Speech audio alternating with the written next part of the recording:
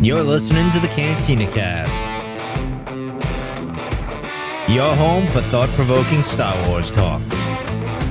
Join Albert and Jonesy in breaking down the latest news, trailers, movies, and of course, your favorite characters from a galaxy far, far away.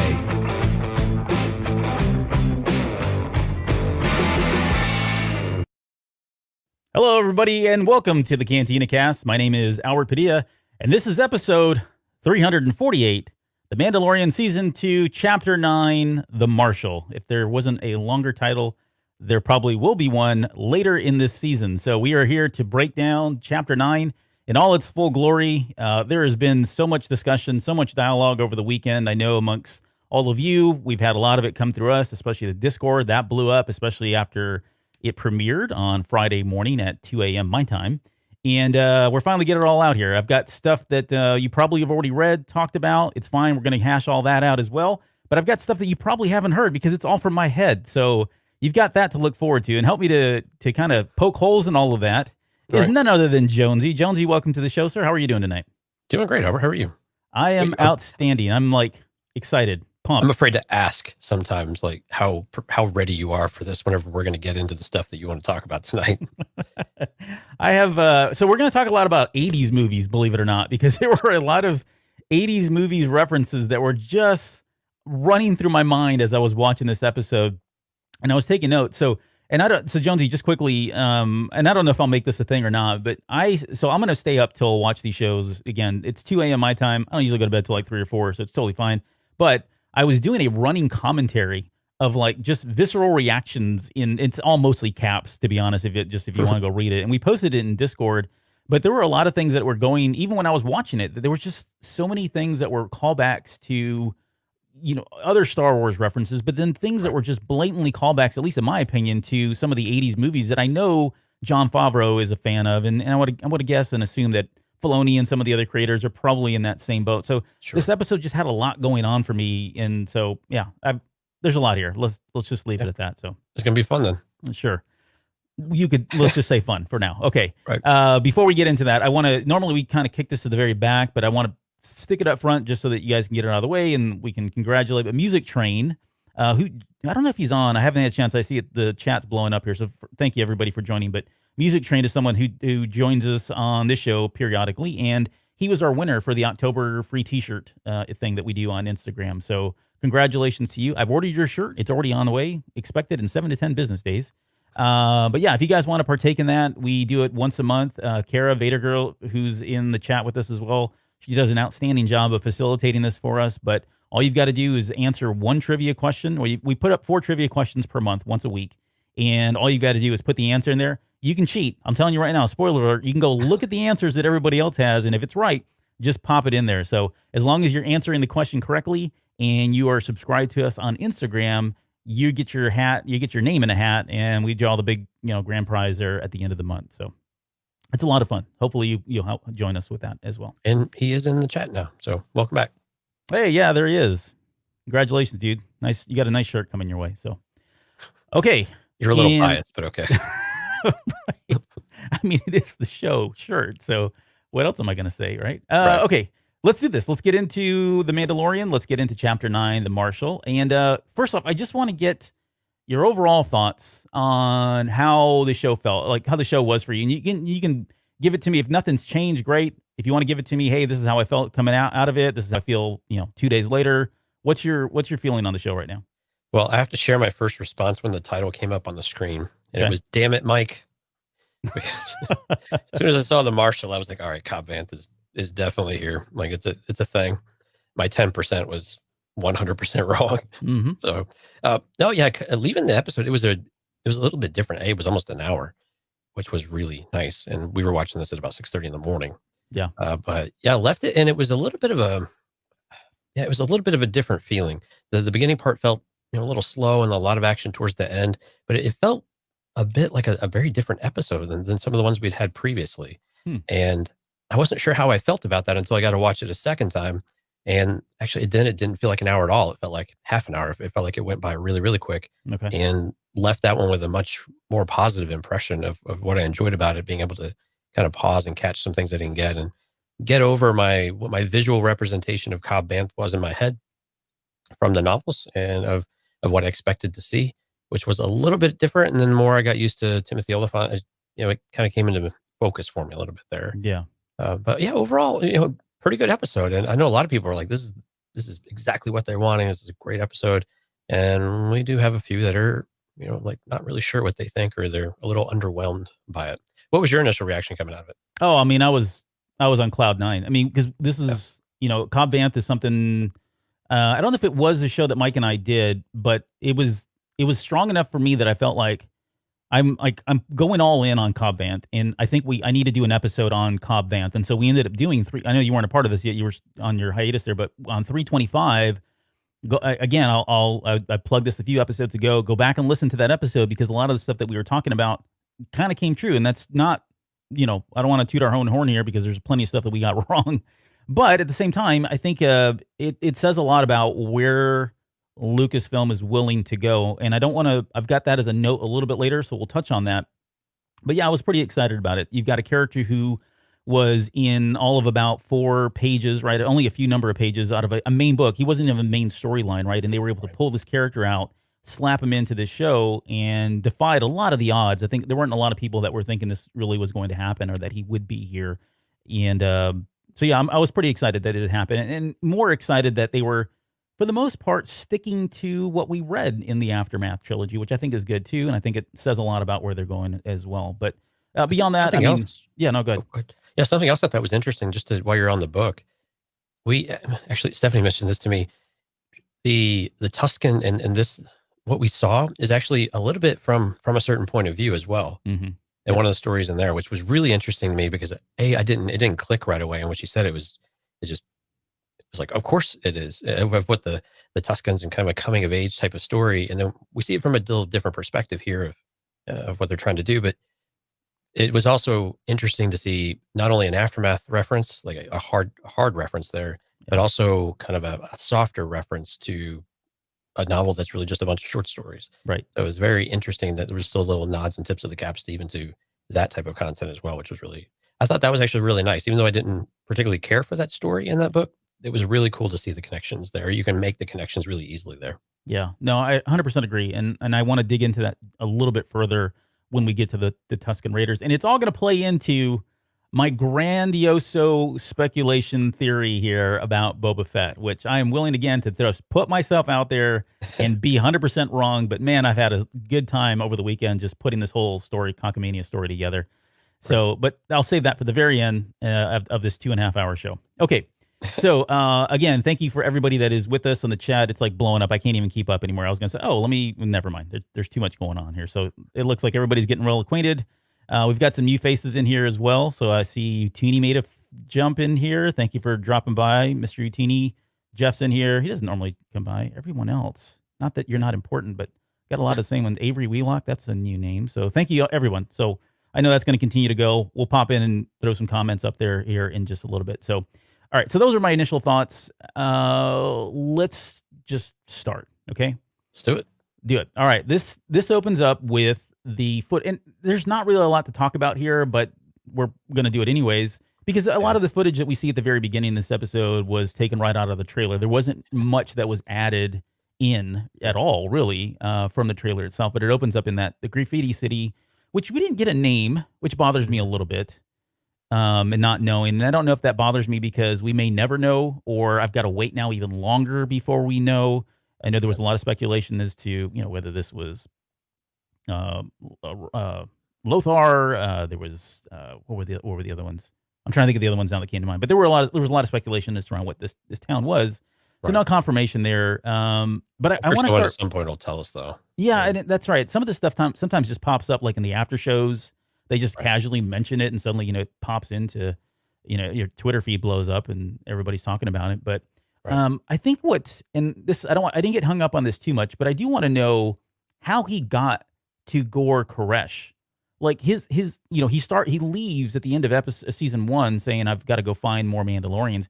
Where was the link that tied him from where he left off in season 1 to Gor Koresh? and I don't have a good theory. I mean, if you've got an answer, if somebody wants to even just throw one out in the chat, I'm down for it. And I didn't put too much thought into it, but it's interesting though that someone said, oh, you need to go check out Gor Koresh because he deals in Mandalorians, right? And probably left it vague at best.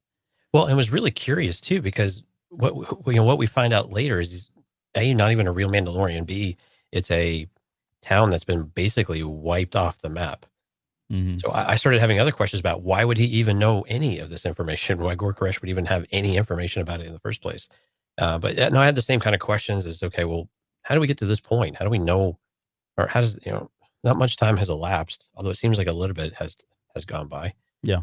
But yeah, so I mean, someone had to give him a lead somewhere. I guess it doesn't necessarily matter. Right. How we got there. And it was kind of a footnote to the episode in general. It was just a pointer. It was kind of like one of those pointer quests you get like in World of Warcraft or something like that, where, hey, go talk to this guy. He knows some stuff. And then you get your real quest kind of begins.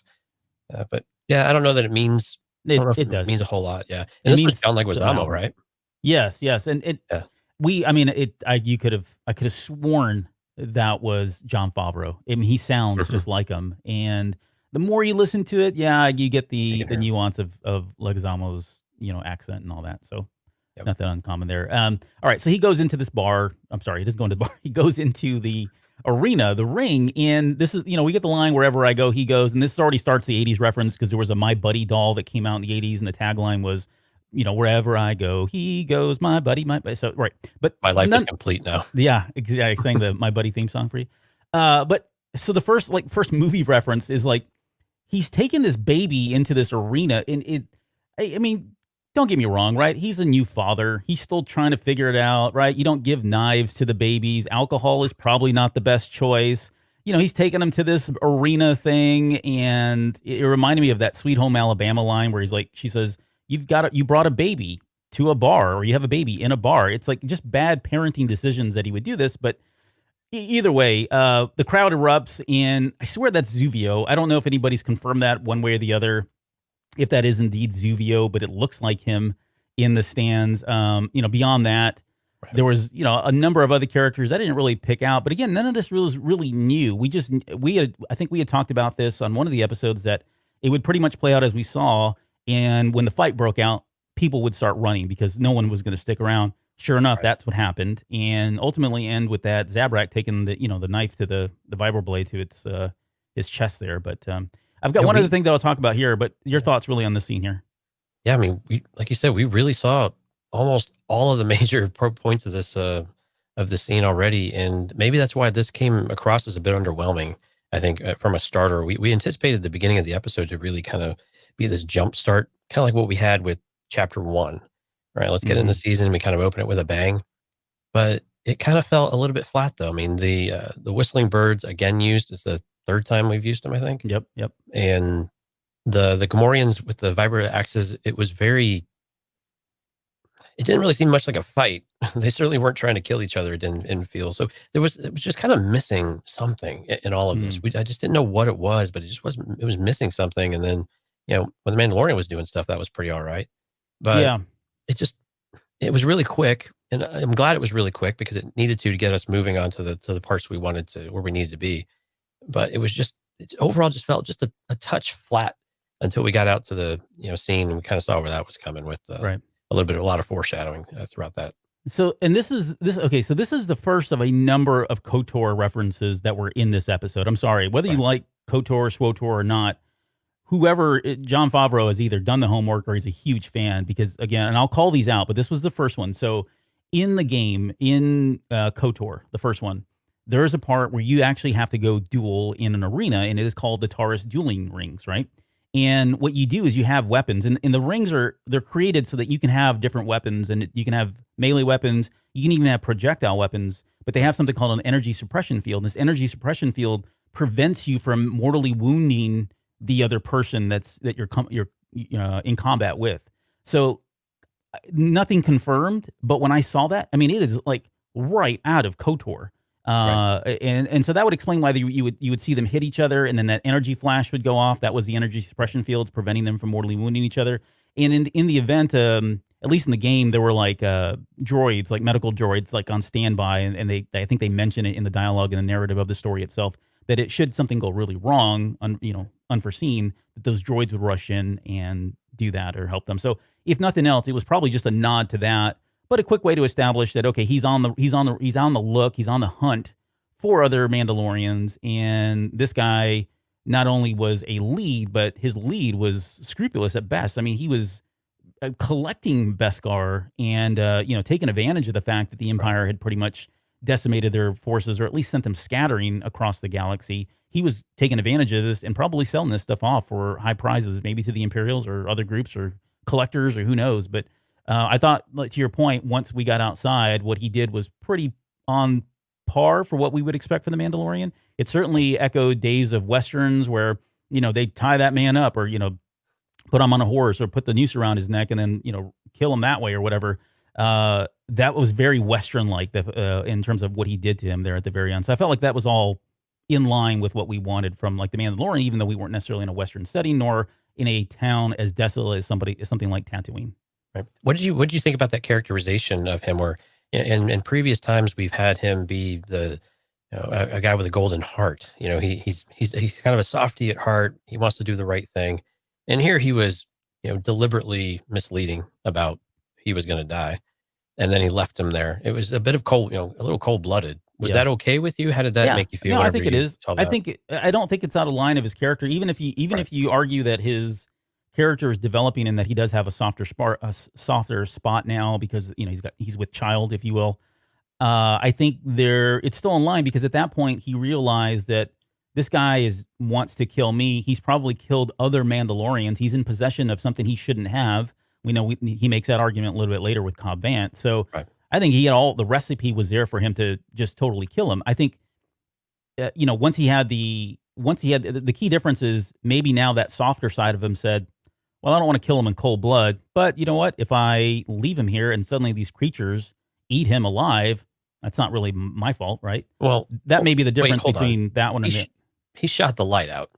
Yeah. Knowing that the light was keeping them at bay.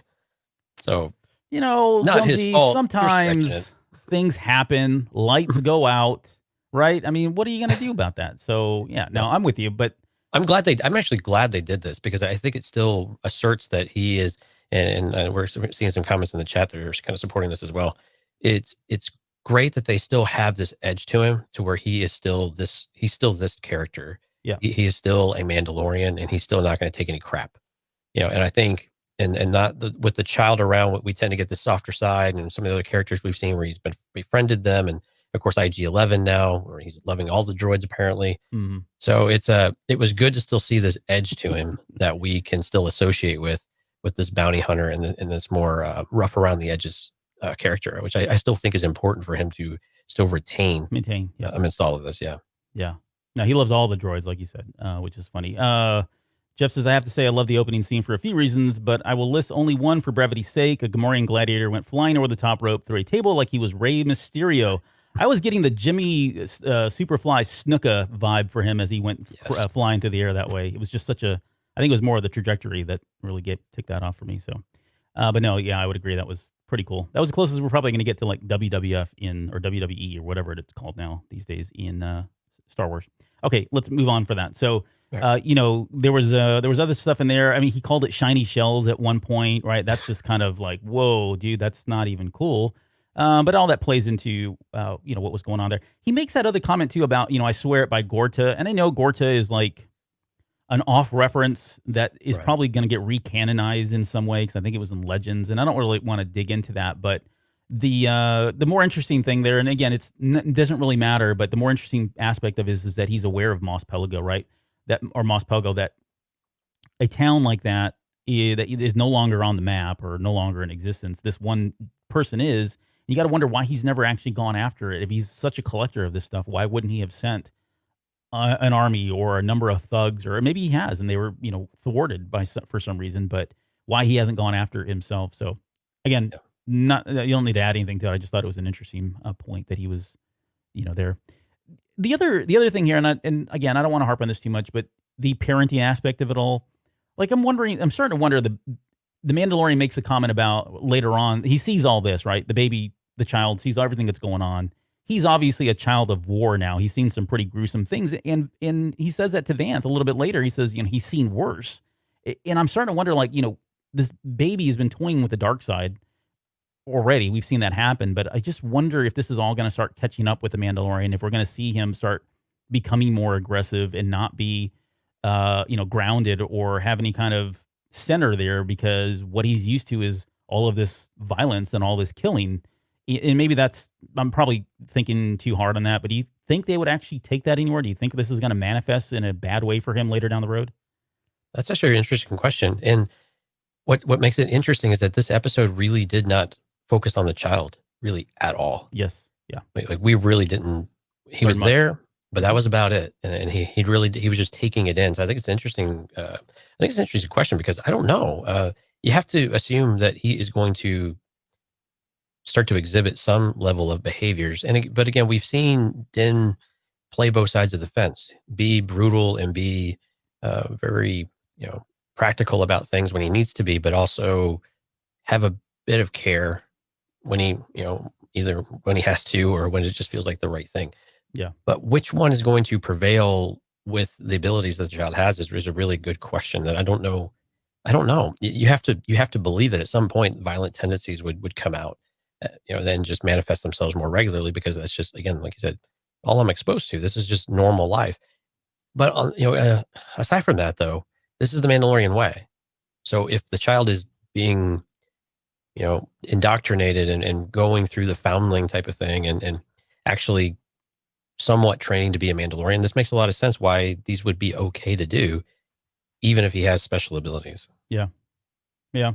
Well, and I think about what he did with Cara Dune, and, he immediately went to force choking, whether he knew he was doing that consciously or not, Right. We don't know, but it would be an interesting twist to the story if there's a timer that's ticking, right, with him and him being the Mandalorian and thinking, I've got to find somebody that can get this kid under control because he's becoming more and more violent and out of a good place, right? It's coming from a good place, but he just really has no way to check it. And I can't teach him. I don't know how to control this or teach him how to control this. So there's a more compelling reason for him to go find somebody that is more well versed in the Force and the abilities for that reason alone. So, maybe it plays out.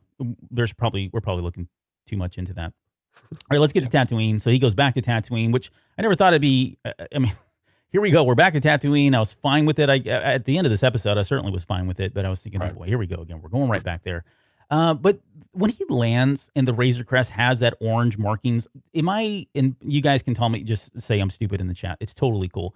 I don't remember the orange markings on the side. And if they weren't there, then the question that came to mind, and maybe this is just a good question, honestly, that we need to answer, and hopefully we'll get an answer for, is how much time has passed? How much time has elapsed from the end of season 1 to season 2? And is there a story behind the orange markings? If they weren't there, and I just completely botched it and missed that he had the orange markings on the side of the ship. Right. And to talk about the time lapse, there does seem to be some amount of time that has gone by. I mean, he had to chase the lead down to get to what's his name? Gore. And it's already, Gore Koresh. There had to be some amount of time that lapsed in order for him to gain some of this information, because it doesn't seem like the armorer gave it to him at all. Right. Even though the armorer, and he references this a couple of times, that the armorer has quested or has given him this quest, and he's been quested to do this, which I kind of giggled every time he said quest, because who talks like that? Yeah.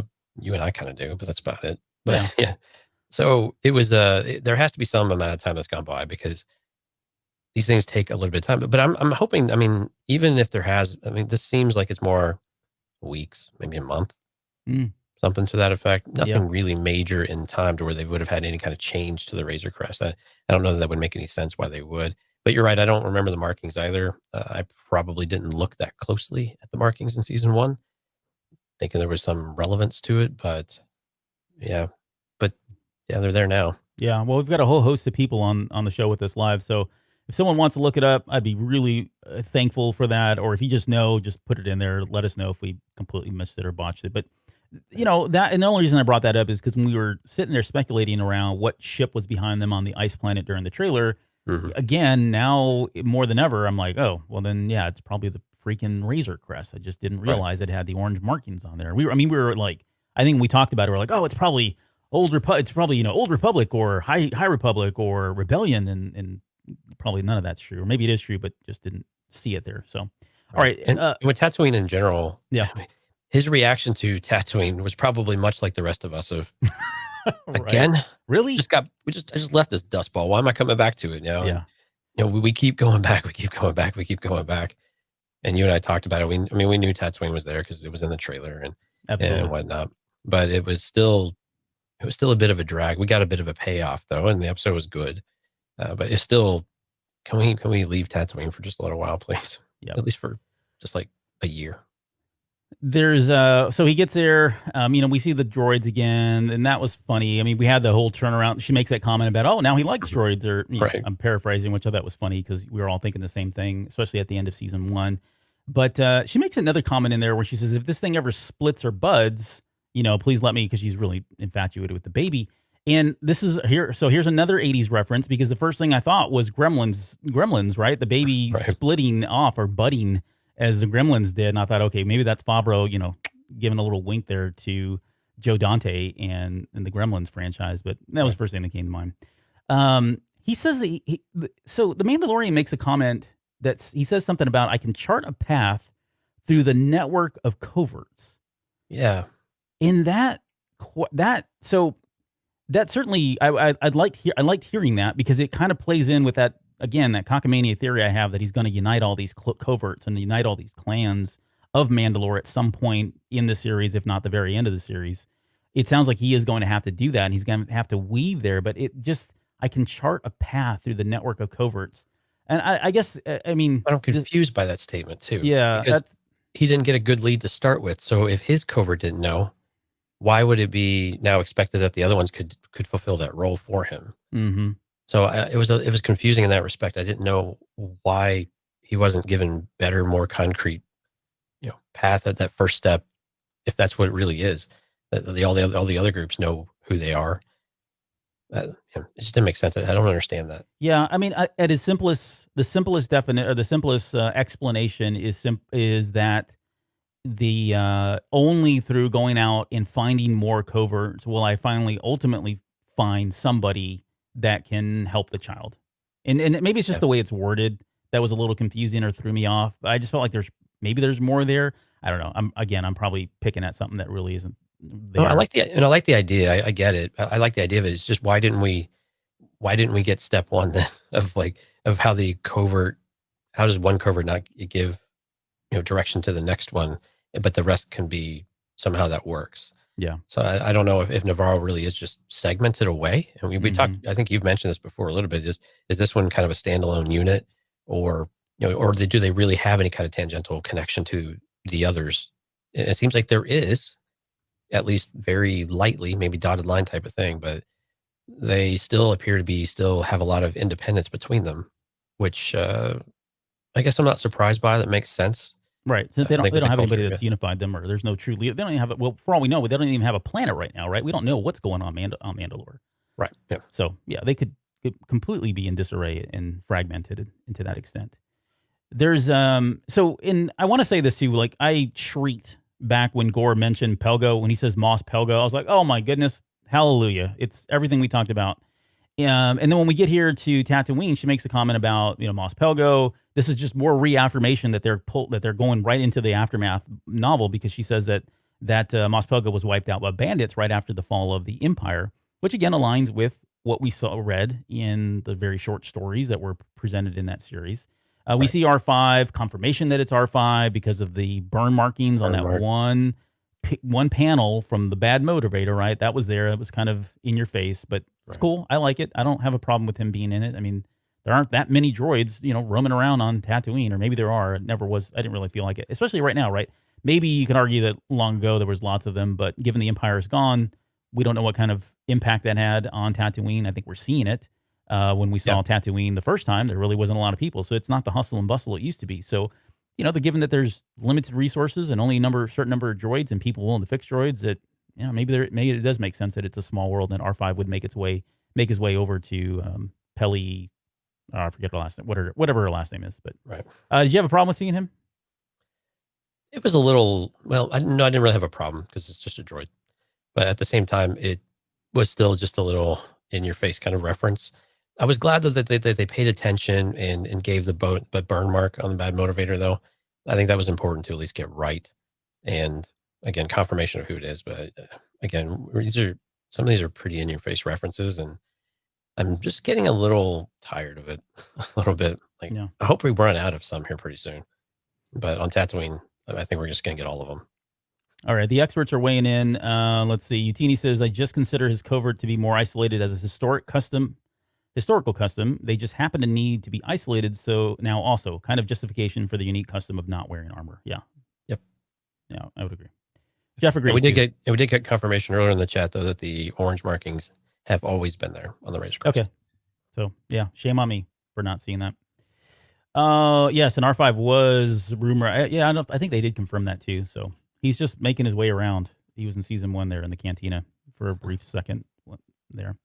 There was so we get the he gets on the speeder bike. You got that old speeder bike. He jumps on that thing. He's hauling around through dune seas and whatever.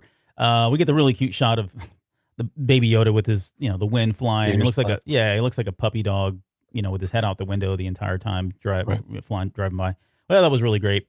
They then we get the cutscene, right, where he's sitting there, the Mandalorian again, and we're gonna really get into this a little bit later, but he's there with the Sand People and he's talking with them and eating, right, breaking bread with them or breaking womp rat with them, eating with them.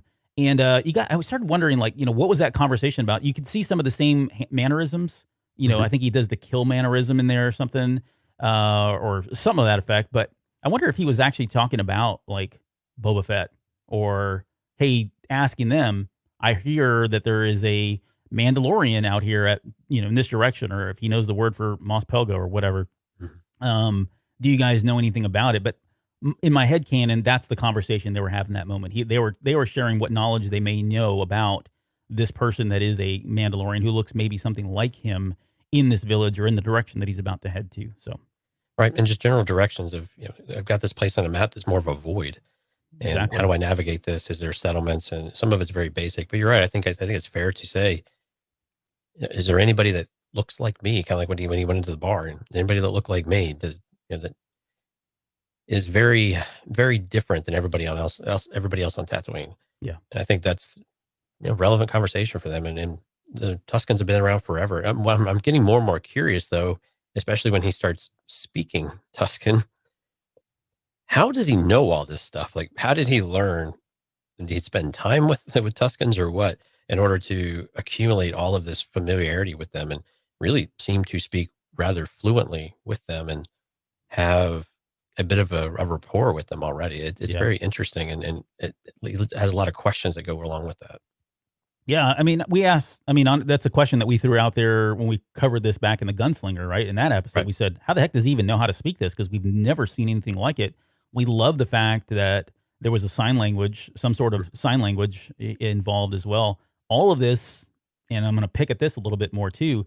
All this just keeps playing into this idea that they are the Native Americans, right? And it goes back to a line in season 1 where the Mandalorian tells, what's the hot-headed, I forget the smuggler, the young kid that he ends up dying. But anyway, he tells them, he's like, hey, to the Tusken Raiders, everybody here is a trespasser, right? This is their land. That's why they are who they are.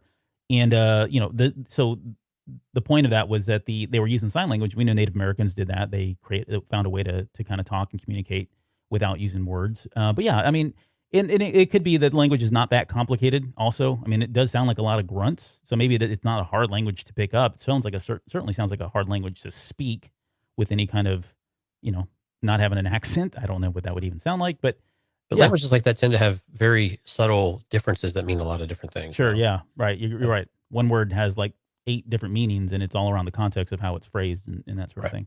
You can offend someone terribly if you're not careful. Yeah, absolutely. So he gets to Mos Pelgo, and no, I'll save that for a minute. So Mos Pelgo, he's riding in. Again, this is right out of a Western. Everybody's looking at him. I know people have mentioned that Sam Witwer is there. He does a cameo at one point. He kind of looks over at the camera. That was really neat. But yeah, he is the outsider, right? He's a stranger in a strange land all over again. He's rolling in here. They don't get very many visitors. They're all kind of staring him down. And then, this is petty, super petty. But I don't like that they never called it Freetown. I was going to ask you about this because I knew this had to bother you. Well, and I get it. I mean, if I take off my me hat and put on the Jonesy hat, I think it's really about they don't need to call it Freetown, right? If they call it Freetown, now they've got to explain, the origin, or maybe they don't, but it's just, it doesn't align with the other Moss Vespa or Moss Isley, right? It just seems it's just a cleaner path to give this thing a name, and it's really not substantial in any way at the end of the day for the story that they were trying to tell. But for those of us that, hang on this stuff, it's like, ugh. Actually, I'm with you on this one. Like, I don't Really? understand. Yeah, it's All inconsistent. right, I'll put on my Utini hat or Phil hat or Jeremiah hat. Right, because it made when you go back and revisit the book, or when they were what the little chapters have, and when you rename a town to something else, why would it revert back just a few years after that? Especially if the same people are around. It doesn't seem like these people change out, right? These are probably generations of people who have been here now, and fewer generations will be there in the future. But no, I'm with you, man. I didn't understand why we didn't get any kind of reference to Freetown. They can keep calling it Mos Pelgo if they want, but why didn't we get a name drop for Freetown? Yeah, and because it wouldn't take a whole lot to even explain that backstory. We cleaned up the town, and the locals call it Freetown type of thing instead of Mos Pelgo. For whatever reason, there's a number of ways you can do it that are just kind of a nod and a wink to the book, where you can still keep with the Moss, nomenclature. But this, again, I was with you. It was a little off-putting, and I wish they would have had some reference to it. So I would have taken. Okay, well, apparently other people are too. Moss Freetown, exactly, Pedro. That's exactly what I was about to say. I would have taken Moss Freetown at this point. Just give me something there. Throw a little bone for me. Now, I will say this.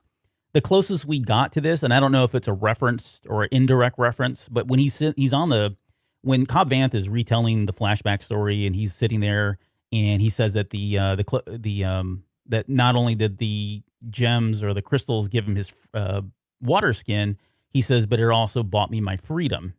And that was like, kind of almost a direct reference. At least they said free. And I thought, oh, okay, well, maybe that's where the nod is. And, maybe they did call it Freetown initially. Hey, we're a Freetown. All right. And then no one called it that. And it's like, okay, let's just go back to Mos Pelgo. That's what everybody knows this as. And because some time has passed, right? I mean, they may have lived in the honeymoon stage of this new Freetown for a year or two. And, old habits die hard. So everybody just went back to Mos Pelgo. I don't know. There doesn't appear much honeymooning going on in that town. Gotta be honest with you. Yeah. I don't know if honeymooning is the right word or term there. I got a kick out of, can you describe him? He's like someone that looks like me. He's like, you mean the Marshal? So and it just speaks to these people really have no clue what Mandalorians are, and nor should they at this point, right? Yeah, this is the town that everything got left behind him. Of all places, Tatooine has more places that have been left further behind than other places in Tatooine. It's incredible. But yeah, it was very evident that this place is completely isolated from the rest of the planet. Yep. He says, see for yourself. And then we finally get the big reveal of him standing there in a red sweater. No, he's standing there in the Mandalorian, there in the Boba Fett's armor. Ugly Christmas sweater. His ugly Christmas sweater. He was just a head. He's very festive. But give me your thoughts when you first saw him. What went through your mind? It was I was really glad that they made the armor ill-fitting. It didn't wear the same as what it is with Boba Fett, or even with Din. And so I liked that they had a difference there, and the gauntlets, even the flamethrower, just everything seemed awkward on him. Yeah, which I really liked, because it felt, again, kind of cobbled together and pieced together, not what a Mandalorian would do, not how a Mandalorian would wear it. And then clearly when he sits down to take the drink, the look that Din gives him when he takes the helmet off was just pure right. shock. You could just see his eyes glaring at him right through the visor, the T visor. Well, he just stopped, because he was starting to walk over, and he just totally stopped, and you could tell he was confused. Like, yeah, we're gonna have a drink. We don't do this, right? But again, I like that it was really cool to see Boba Fett's armor. I was actually surprised how excited I was to see it, especially really banged up now, and clearly it's been through some stuff, which I thought was really important to do. But they still had a lot of the key marks to it that we're familiar with were all there. So I think from a costuming aspect, they did a really good job with that. Yeah. But I like that they didn't make it fit. He's not a Mandalorian, and it does not really fit him all that well. But it was interesting though that the armor by alone, he made it seem like save the city. Like, that was all he needed to do, was wear the armor, and because he had some bells and whistles, he was able to liberate the town effectively. I found that was a little interesting. Well, to if you've ever played any MMO, sometimes gear does make a difference. I'm kidding. I don't know. I hear what you're saying though. I mean, but it is. I mean, you think about it. It is kind of a game changer. Was it as dramatic as that? I don't know. Maybe not. I think some of it's a combination of having good gear, but then it's also a combination of having good skill sets and being good at weaponry, and I mean all that factors in. And if these guys really are just thugs and there's just more of them, then maybe it was enough to kind of turn the tide. I mean, it certainly sent them scattering, and we don't know. I mean, they see this armor and they're thinking, "Holy crap, it's Boba Fett. Let's get out of here," right? Or "Holy crap, it's a Mandalorian. There's no way we're going to go up against Mandalorians because of the reputation that they have as being killers and all of that." And so that was the armor alone, the visual of it was enough for them to kind of send them scattering, much less, taking a shot directly to his chest and not having any kind of an impact. So, right. And Utini is agreeing with you there in the chat as well. And I think that's absolutely logical that these guys know the mining, they seem to be a little more cultured, if you will. And they probably know badasses when they see them.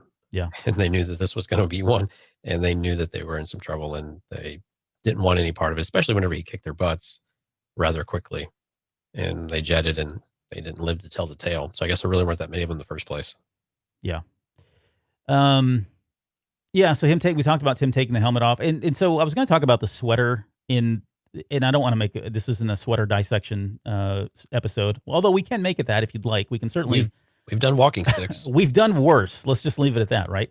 True. But the sweater, I mean, I like the look, the aesthetic of it with the armor, like you said. Not only just the coloring, first off, and then the fact that it's obviously too small for him, which would be like Mike Rondo putting on one of my shirts, right? Not going to look really good or flattering by any means. But the other part of it, so the real aspect of it is, right, if you think about Boba Fett, he goes into the Sarlacc Pit. There's probably some digestive stuff that's going on there for just a little bit of time. More on that later. Then if you want to buy into the theory that the crate ate the Sarlacc and there's that acidic, the stuff that he wore underneath, and at some point, well, we can get into it now too. We need to talk about Durasteel versus Beskar. But his Boba Fett's, at least in Legends, I don't know if it was ever canonized, but in Legends, he wore this undersuit thing that was not Durasteel. I mean, it was pretty tough, don't get me wrong. But if anything was going to erode quickly, it was probably those undergarments, right? And so, right. I mean, he's throwing on whatever he's got, whether, I would think that he changed that shirt every once in a while, but, that's his look. So that would explain why it doesn't look like a complete Boba Fett type suit, right? Other pieces are probably long gone, and there's probably a lot of different variables and reasons as to why those are gone. So. Right. And it didn't have like the leg pauldrons or anything like that, right? I didn't see that either. No, he looked like he was wearing the same pants he crawled out of the bar in as well. So just to stay consistent with all of that. But yeah, so getting back to them, right? I thought that dialogue was great between them. And I think Timothy Oliphant, I mean, he kind of showed why he was cast for this. I went back and looked at some of the episodes he did with Deadwood, and he's not playing too far. I mean, he's not, deterring too far away from where he was doing what he was doing in that show. Right. But I think it worked really well. Like, I had never even pegged him as being Cobb Vanth, but I thought he pulled it off. Well, and that was important because in the book we got this impression that he was like a Western type of guy. I mean, with maybe a bit of a drawl, and just he fit the mold of what I thought. Like, the more I saw him, the more he spoke, and the accent, and rough around the edges a bit. It just fit the mold more and more as I got used to it, especially that second viewing. Yeah. So Music Train, our t-shirt winner this month. I wonder why Boba Fett is okay with Cobb having the armor. I have a theory. Yeah, I do too. We'll get to that later. We'll get to that later. So stick around. We'll come back to that here. 2.5 hours from now, we will. Yeah. If you can make it through the second hour, there's a prize waiting for you at the end. Let's see. We get into the, I've heard stories. He says he's heard stories about Mandalorians. And the question that came to mind, and I think I put this in my visceral notes, was from who? Like, where did he hear stories about Mandalorians? Because at this point, outside of Boba Fett, they really weren't running around town. But I mean, it could be him. Who knows? He may have that. His reputation may precede himself that way. And we get the whole line of hand it over. I'm the one that tells folks what to do. Take it off where I will. I mean, when they were going through this dialogue, I'm thinking, holy crap. This is because one of the theories we threw out there was that Cobb Vanth would become he would be one of the antagonists, right? And that it would be like Mando, at least again, my theory, I don't know if anybody subscribed to this or not, but Mando and Boba Fett would be kind of like the protagonists in this, and that he would come free him and all that. But I was thinking, holy crap, is this really happening? Is this going to go down here right now with the child again in view watching? But Right. What were you thinking here? Yeah, it certainly seemed like it was going to happen. And I mean, he's like, right here then? Like right now? Like he was a bit beside himself that they were going to do this right in the middle of a bar and that they were just going to cut right to the chase. But it certainly seemed like it. And I was curious how they were going to get out of this because I knew they wouldn't do this. I mean, so I was very curious how they were going to stop this scene. And I did not expect basically a minor earthquake due to a crate dragon by any stretch of the imagination. It was very unexpected in that regard. But I had no idea how they were going to transition out of this because, yeah, you're right. It was getting pretty tense, and it seemed like they were just going to have to. But we knew he wasn't going to kill him and just take it because that would be pretty uninteresting. Sure, yeah.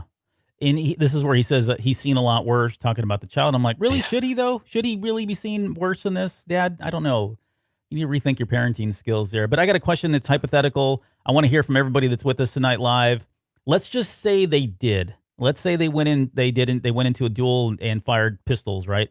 Who would have won? Do you think it would have been the Mandalorian? And throw away the fact that it's called the Mandalorian. I don't want to know about that. I get it, right? He'd win because it's his show. Right. But do you think Vanth was in over his head at this point? I think so. I think he was a bit overconfident about what he had. And I didn't, even what we saw in the flashbacks, we didn't really get this idea that he was super skilled. Marksman? Yeah. Yeah. It wasn't super skilled. There wasn't anything really special about it. He wasn't trained to be a killer his entire life. We didn't get any kind of impression of that. So I have no reason to believe that he would have been able to hold a candle to a real Mandalorian. Yeah.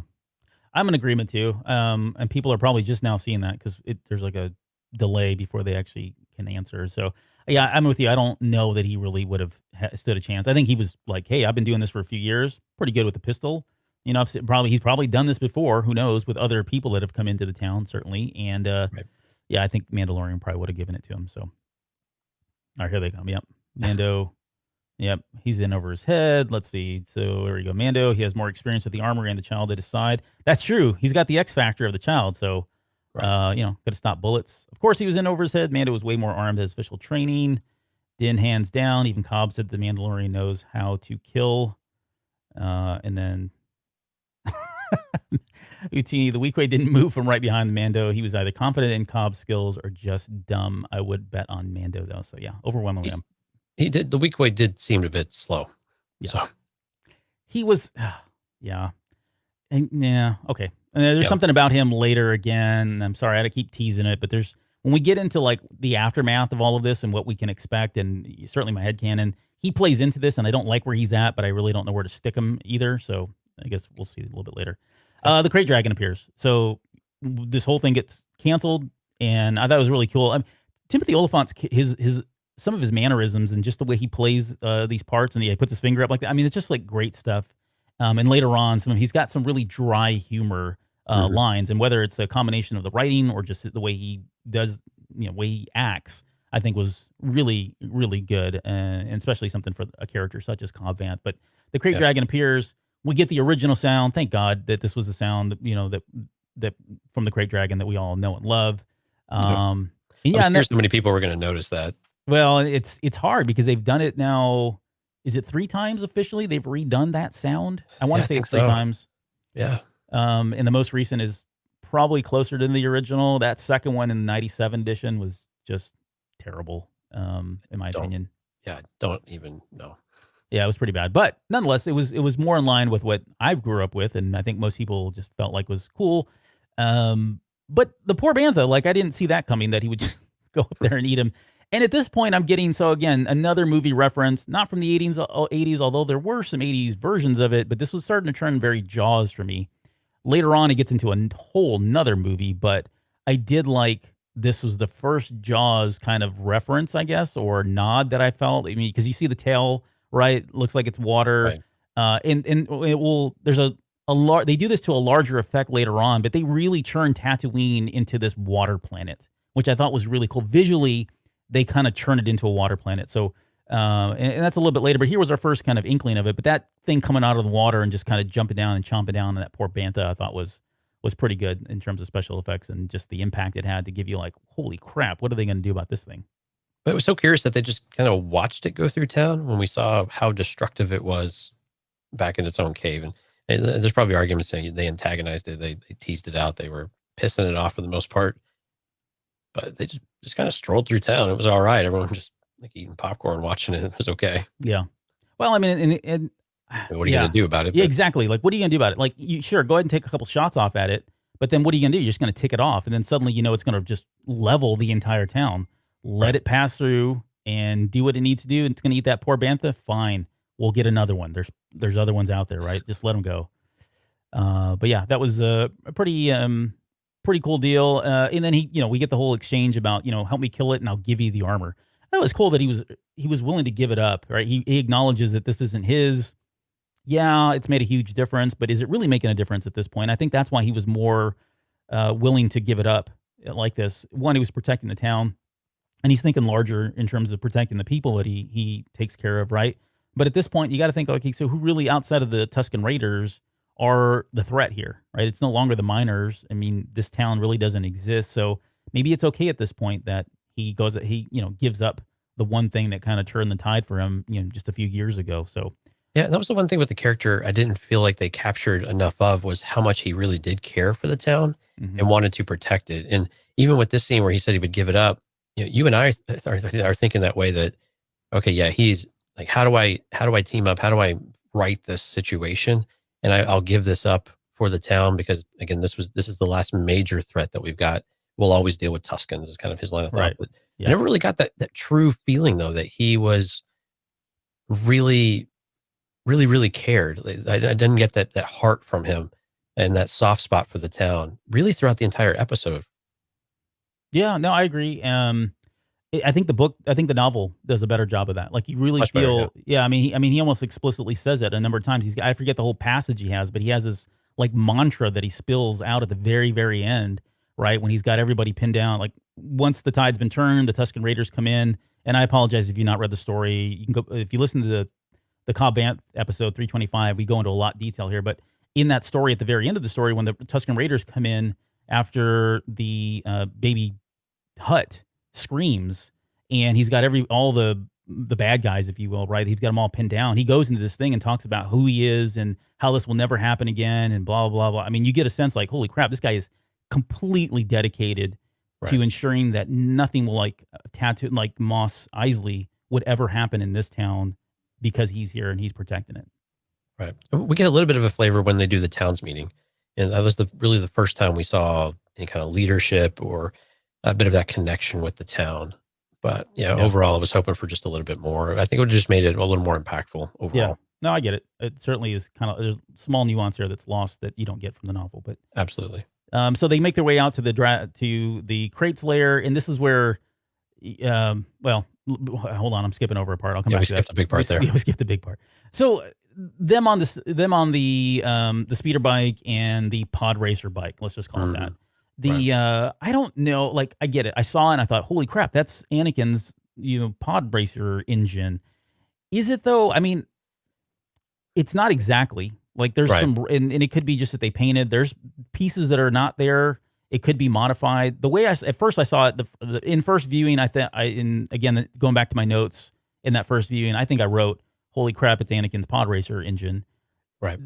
After seeing it a few times, I don't know that it is. I mean, it'd be cool if it was. It's not important really at the end of the day. Again, it'd just be a nod, an Easter egg kind of thing. But the other explanation is that design became very popular after Anakin won. And so other versions were made of that and people were just using that, right? That became like the cool de facto design. And so what he's got is something that looks very similar. It's an ode to Anakin's pod racer because his pod racer was very unique at the time. But does it have to be the exact one? No, I don't think so. But what do you think? I agree with you. And I had the same exact response. I was like, okay, now we've got Anakin's pod racer out here too. But I'm with you. I think it was probably more of an ode to it, or just a bit of a wink and a nod.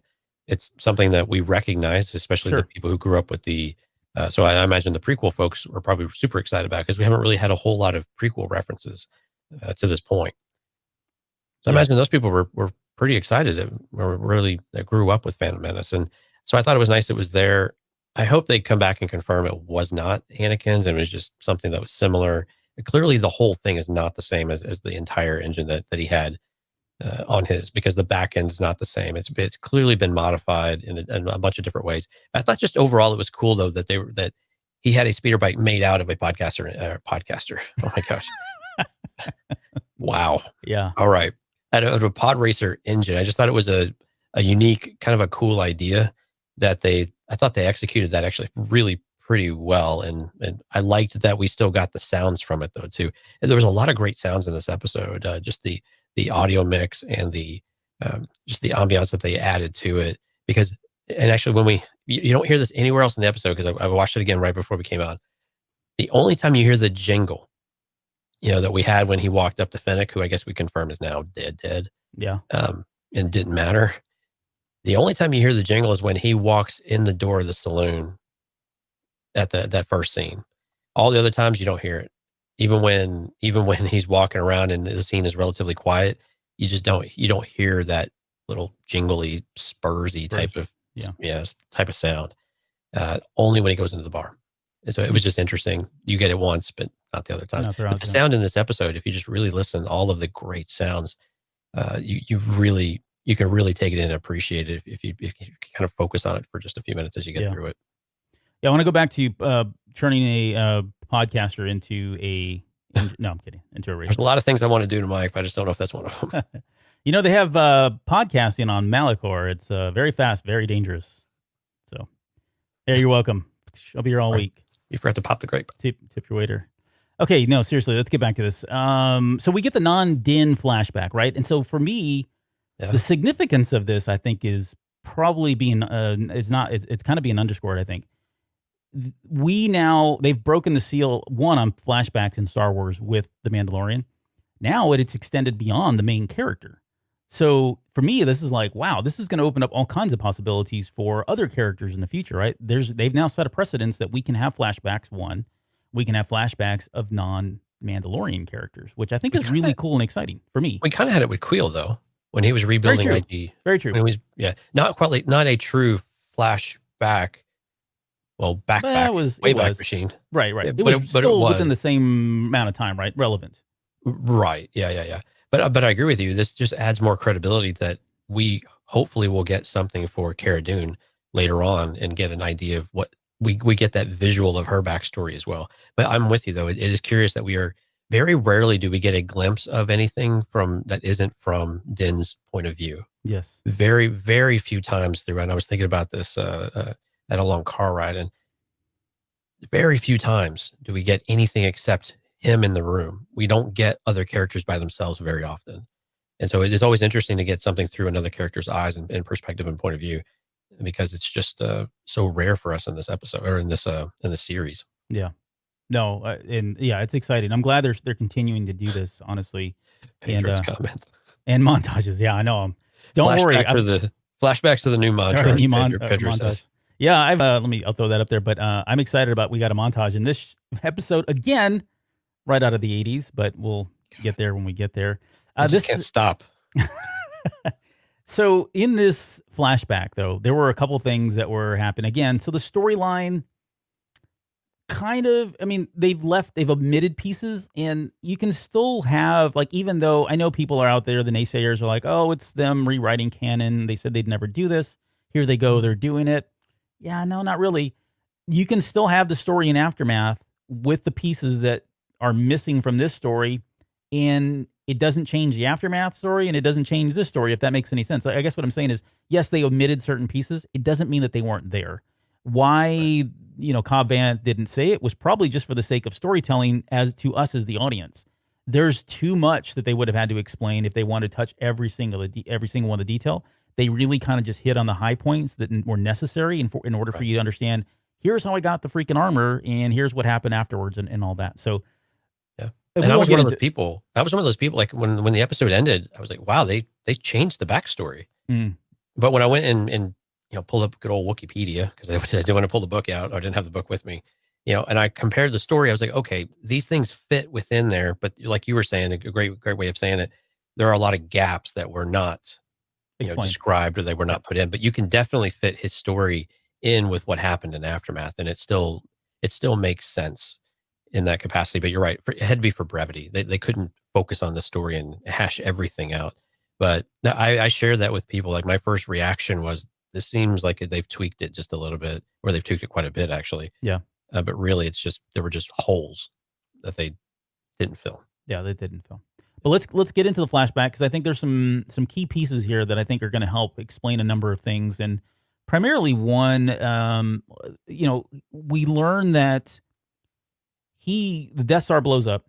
We saw the explosion. It was kind of cool to see that kind of on a hologrid there. And that Aurebesh that's rolling around, just because I know we've been touching on Easter egg. It's not really what we do here, but Easter eggs. That Aurebesh is actually one of the passages from Return of the Jedi. They just took one of the lines and just wrapped it around there in Aurebesh. So cool. It's a nice little nugget there. But the key takeaway from that scene is that happened immediately, right? As soon as that happened, the miners came in, kind of took over Mos Pelgo. He left, got out of Dodge to quote Bonanza, another Western. He got out of Dodge and went off and started wandering the desert. The Sand People find him. He has the crystals. He took that Cantoma with him. Did I say that right? Cantono. Yeah, he takes that with him. It's got the crystals inside there. He gets rescued by the Jawas and trades the crystals for the Mandalorian armor, right? That's the story we know. All great. The thing that really stuck out for me was the fact that he got the armor within a matter of days. And so that tells me that if that's truly what happened, Boba Fett was not in the Sarlacc Pit for very long. Like, when we talked about this earlier on, we were talking about Cobb Vanth, and we were talking about this going into the predictions show and all that a couple weeks ago or last week. This was one of the things that we were kind of hung up on, is like, how much time has passed? Was he in there this entire, was he being digested for a couple of years? Was it 5 years? Did he just get out? This, for me, at least solidified the timeline in that Boba Fett really wasn't in there very long. He probably was in there days at most, a week. Yeah. Right. I mean, that's probably stretching it even on the long side, but he was in there for a very short period of time. Now, how he got out, we'll talk about again, but it could be that he cut himself out, as some of the famous pictures have depicted. It could be that he was in there, and that, if you subscribe to the theory that the crate dragon ate the Sarlacc and then he got digested out of that, and that's how he was rescued, we don't know, but it's really not important. What's more, the key takeaway here is that he wasn't in there very long, and I think that's going to play a huge role a little bit later in some of the storyline, and certainly in some of my own personal theories in terms of what Boba Fett was doing and what he's doing right now. Right. Yeah, I mean, that's a great point. He couldn't have been there more than a few days. Okay. Let's see. So we talked about found by Jawas. He went back, got revenge on the miners around, and that was kind of cool to finally see him fire that missile that we'd always seen. Now, the missile looks a little different, right? It looks different than what Boba Fett's missile used to look like. And that's okay. Yeah, it's okay. We covered this.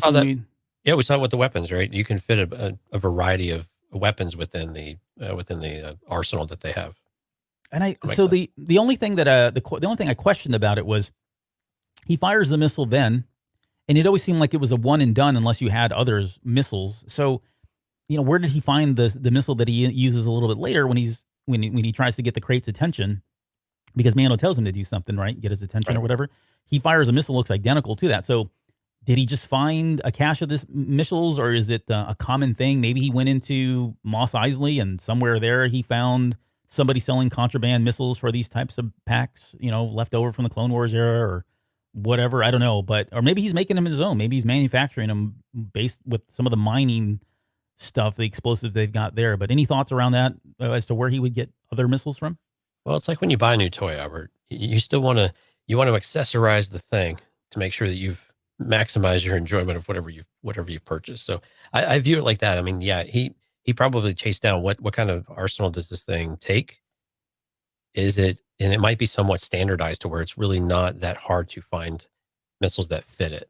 And then, yeah, he probably has a cache of them. It would make a lot of sense why he would have more than one. Doesn't make sense why he would just have one. Yeah. And I imagine he did this relatively quickly after he got the armor. I don't remember. I'm trying to remember how he looked when he walked in with the armor for the first time, if he had a missile on there or not. Yeah. When he goes back to the mining or to run the miners out. Yeah. Yeah. He's got it in there because as soon as because he blows up the speeder. Yeah. Yeah. He gets to use it. Yeah, you're right. Yeah. So that doesn't make a whole lot of sense to me. Yeah. I could see where that's a little bit of a disconnect though. Yeah. I can see that. Yeah. So apart from it looking different, Where did he get the other one? Those are the, and again, these are probably petty questions and not really that Story important. But flexibility. Yeah. yeah, that's what we do on this show, right? Right. Okay. Pedro, Mando's weapons locker. Anyone can get in. Yeah, it's just open brain. I mean, we've already seen it. That's the worst locked up weapons locker ever. So it's like his combination again is 1, 2, 3, 4, 5. Okay. So we get the massive encounter, not massive, but the massive encounter. Those are the little puppy dogs, which, oh my gosh, they were so cute. Like totally different than what we saw in Attack of the Clones, right? And gave us, and really, I mean, this episode, along with the Gunslinger, does a lot for us in terms of understanding the Tusken Raiders. And again, like you said, seeing their point of view and understanding that they're more than just savages or animals or, people that Anakin would kill innocent children again, or for the first time. And then we, that was really great. We got more dialogue and we were like Cobb Vanth in that scene, right? He spoke for us and said, "What the hell are you talking about? Or can I at least understand what's going on here?" Right. I think we were all asking the same thing. But I think it was an interesting twist that they wanted to attack and kill the Krayt dragon as well. Fast forward to the next scene, which is them kind of all around, huddled around the fire, going over a plan of action. And again, these are just small things, but making a gaffy stick practical, right? You think about the weapon itself, and you see it, and it always looked weird. It had the mace blunt head on that side, and the other side was kind of like that curved thing. You thought, okay, yeah, well, maybe you could, use that to, and that could be the case, right? It could be used for that, but it could be also a weapon. And this kind of speaks to like the Okinawan. I don't want to get into martial arts, but like Okinawan martial arts, right? A lot of the weapons that they use are strictly everyday weapons used in gardening and that sort of thing, and they've just turned them into weapons. The same kind of thing here. For all we know, the gaffy sticks were originally original purpose was for taking care of in your herd, that being the banthas, and they just turned them into a more practical weapon as well. They doubled as a weapon, but it's little things like that. Like I love the fact that there's a practical use for something like a gaffy stick. I never thought we'd see flossing in Star Wars, but we did. And not the dancing either. Yeah, we got to see flossing, so which is really great. Let's see. So going back to expanding upon the perception of Sand People again. So this really does go back to, I'm going to say cowboys and Indians. I'm using quotes because that's what we grew up with and was always called cowboys. Really, it's the Native Americans, our own Native Americans here in the U.S. anyways, and how they were dealt with, and they were called savages, and they were run out of their lands, and they were here before we got here, and the injustices that came from that. Right, there's a lot of parallels that are happening here with the Tusken Raiders, and when you put them in that light, it really does change your perspective quite a bit. And I think this is where Mando's coming from, right? Like, again, not to go back to it, but that quote of, Tuskens, they think they're the locals. Everyone else are trespassers. And that would explain why they attack Luke, right? They've got this kid running around their territory when they shouldn't be. They're going to go take him out and take whatever he's got and leave him for dead because he shouldn't be there to begin with. From his perspective and from those of around the village, and certainly the perspective of the people at Mos Pelgo, these guys are savages. Anakin would agree with you as well, right? They're not familiar. They act differently. They speak differently. They look differently. But yeah, so I think they did a great job with this, and there's more of this a little bit later. But thoughts here? Well, yeah, and I'm going to bring some of that forward real quick. I like that. And Pedro had the comment here that one of his favorite things in the series is how they're humanizing the Tuskens. And I really like that aspect of it as well. But what I also liked is that we still got the balance of that with when the Mandalorian is in there talking to the townspeople, he just puts it out there. Yeah, they're brutal people, and they're raiders. They do these things, but that's their culture. That's their environment. That's who they are. That's who they are because they've done these things for thousands of years, so many generations. So I like that we just got this counterpoint there of, we're not humanizing them to the point where they're quote unquote good guys. Yeah. And then he comes back and acknowledges, yeah, they do terrible things. But so I like that we got that. I like that we got both sides of that. I thought that was important for us to not make Tuskens into the good guys because they're really not good guys. They're not good people. They don't do good things, but they do them for a reason. And I thought it was just important for us to acknowledge that, yes, we're humanizing them, but we're not forgiving them for how brutal they are and for taking Klieglar's legs. Yeah, exactly. He says, yeah, they are brutal, right? Absolutely. Yeah. Make no mistake about it. They're brutal. Right. But, and not to jump ahead, but I think again, one of the key points that the Mando makes there is that, you can earn their trust, and their trust can't be broken. Like, they are a loyal people, and he even says it. There's going to be a ceasefire until you break that, because they're not going to break it. Line. I And know. that was such a great line and so pointed. And the way they delivered that was really great. That was really important for him to say. Absolutely. Yeah. Yeah. And from that perspective, you're like, wow, yeah. I mean, yeah, they are brutal and they've done some horrible things. But again, if you earn their trust, it's something that they can be an ally and they can be an asset for you in a lot of different ways. So, And it speaks to different cultures. Different cultures still, all cultures have some sense of honor to them, right? And Yeah. so it's just because they are this way doesn't mean that they don't have some sort of honor code within their own culture and their own society. And it's just, you don't always see it because you're on the outside and you're usually in conflict because, I mean, that's what we saw throughout our history, of course, in the United States is this conflict of things that we don't understand and we're not very, we're manifest destiny type of thing. We'll just wipe everything out, because we're the chosen people to take over whatever. But so I like that we bridged the societal gap a bit of that the Tuscans do have some sort of honor base and some sort of code that they follow as well. yes. The next part here is where they're sitting there and he does that. He puts his thumbs in that little, I don't know what it is, spore, Some sort of kind of a fruit. drink.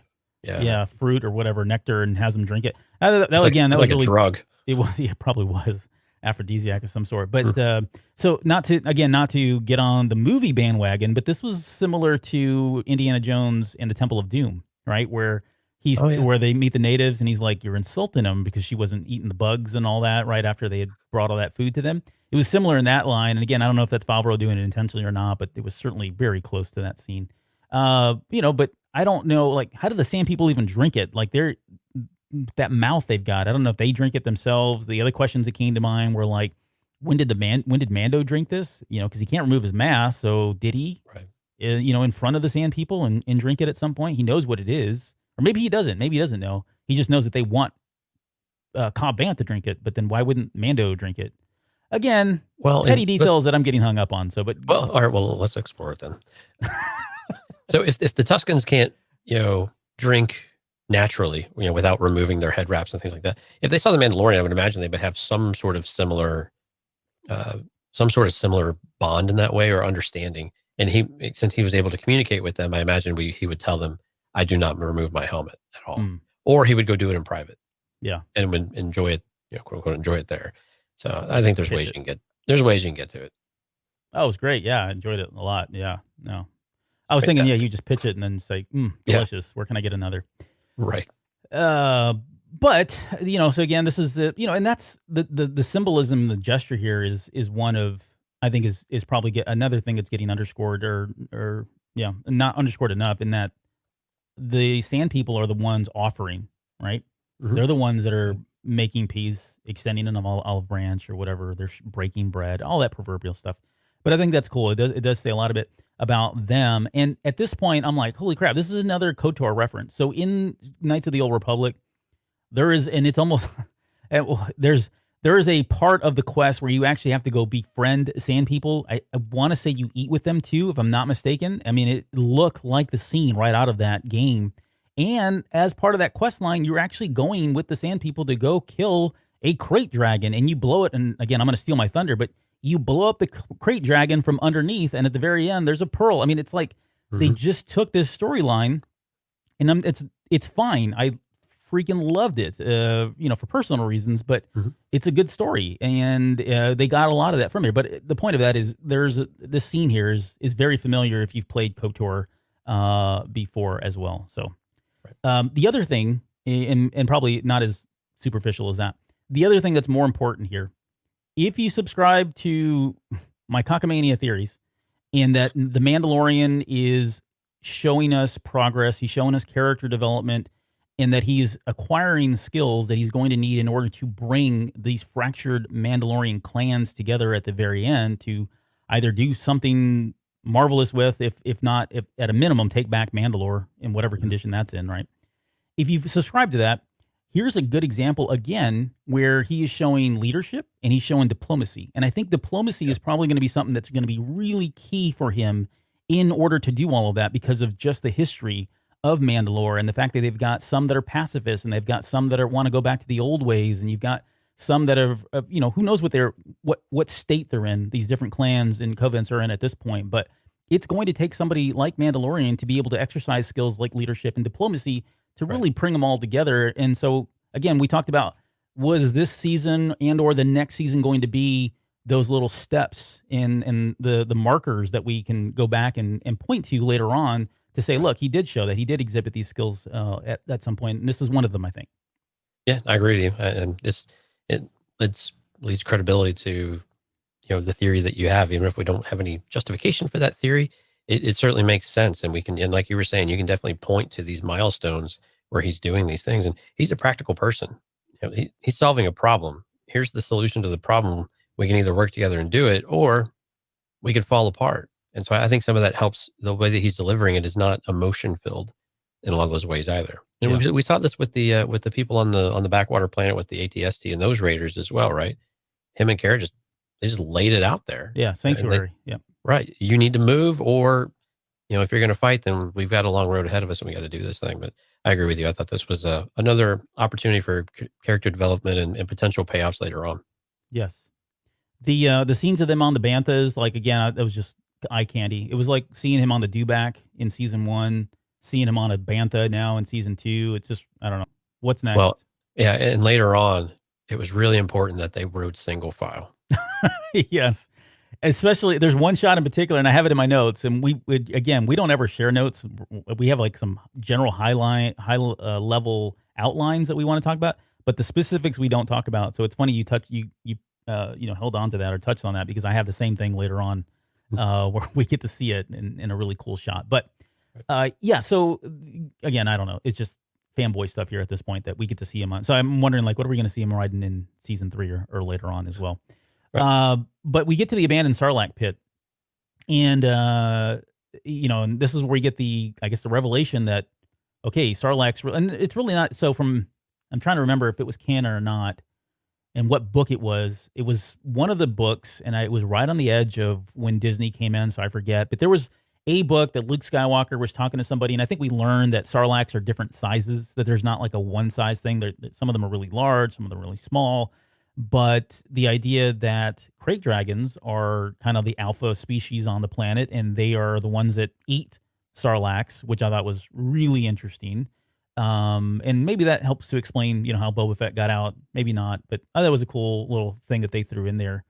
And when they bring that bantha out and tie him to the pole, again, I'm gonna give you another 80s reference, but that was very reminiscent of, did you ever see the movie Dragon Slayer?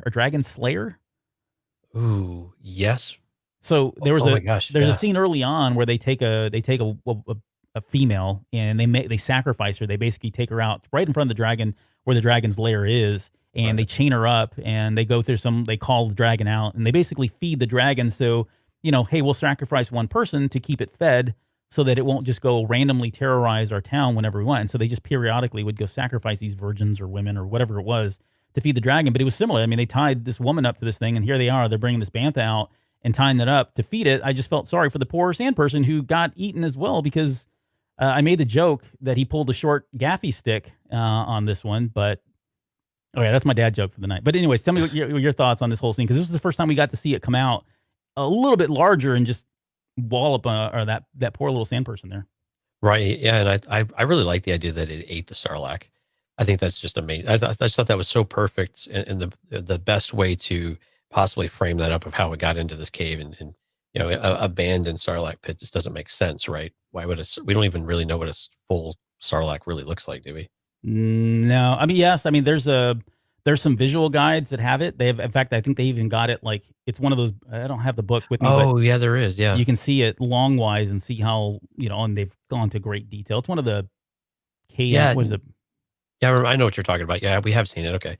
Yeah, but so it's great. I like that the eating of it just makes a lot of sense, right? And like you were saying, it establishes the food chain a bit, where Sarlaccs are totally unique and different, but a crate dragon still, nom-noms on it. Yes. And it's good stuff. It goes back to Qui-Gon Jinn saying there's always a bigger fish.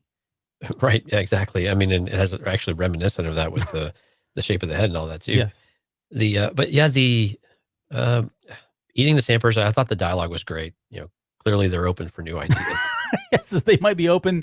I even wrote it down here. They might be open to fresh ideas. Right. Which again is just that dry humor, which is awesome.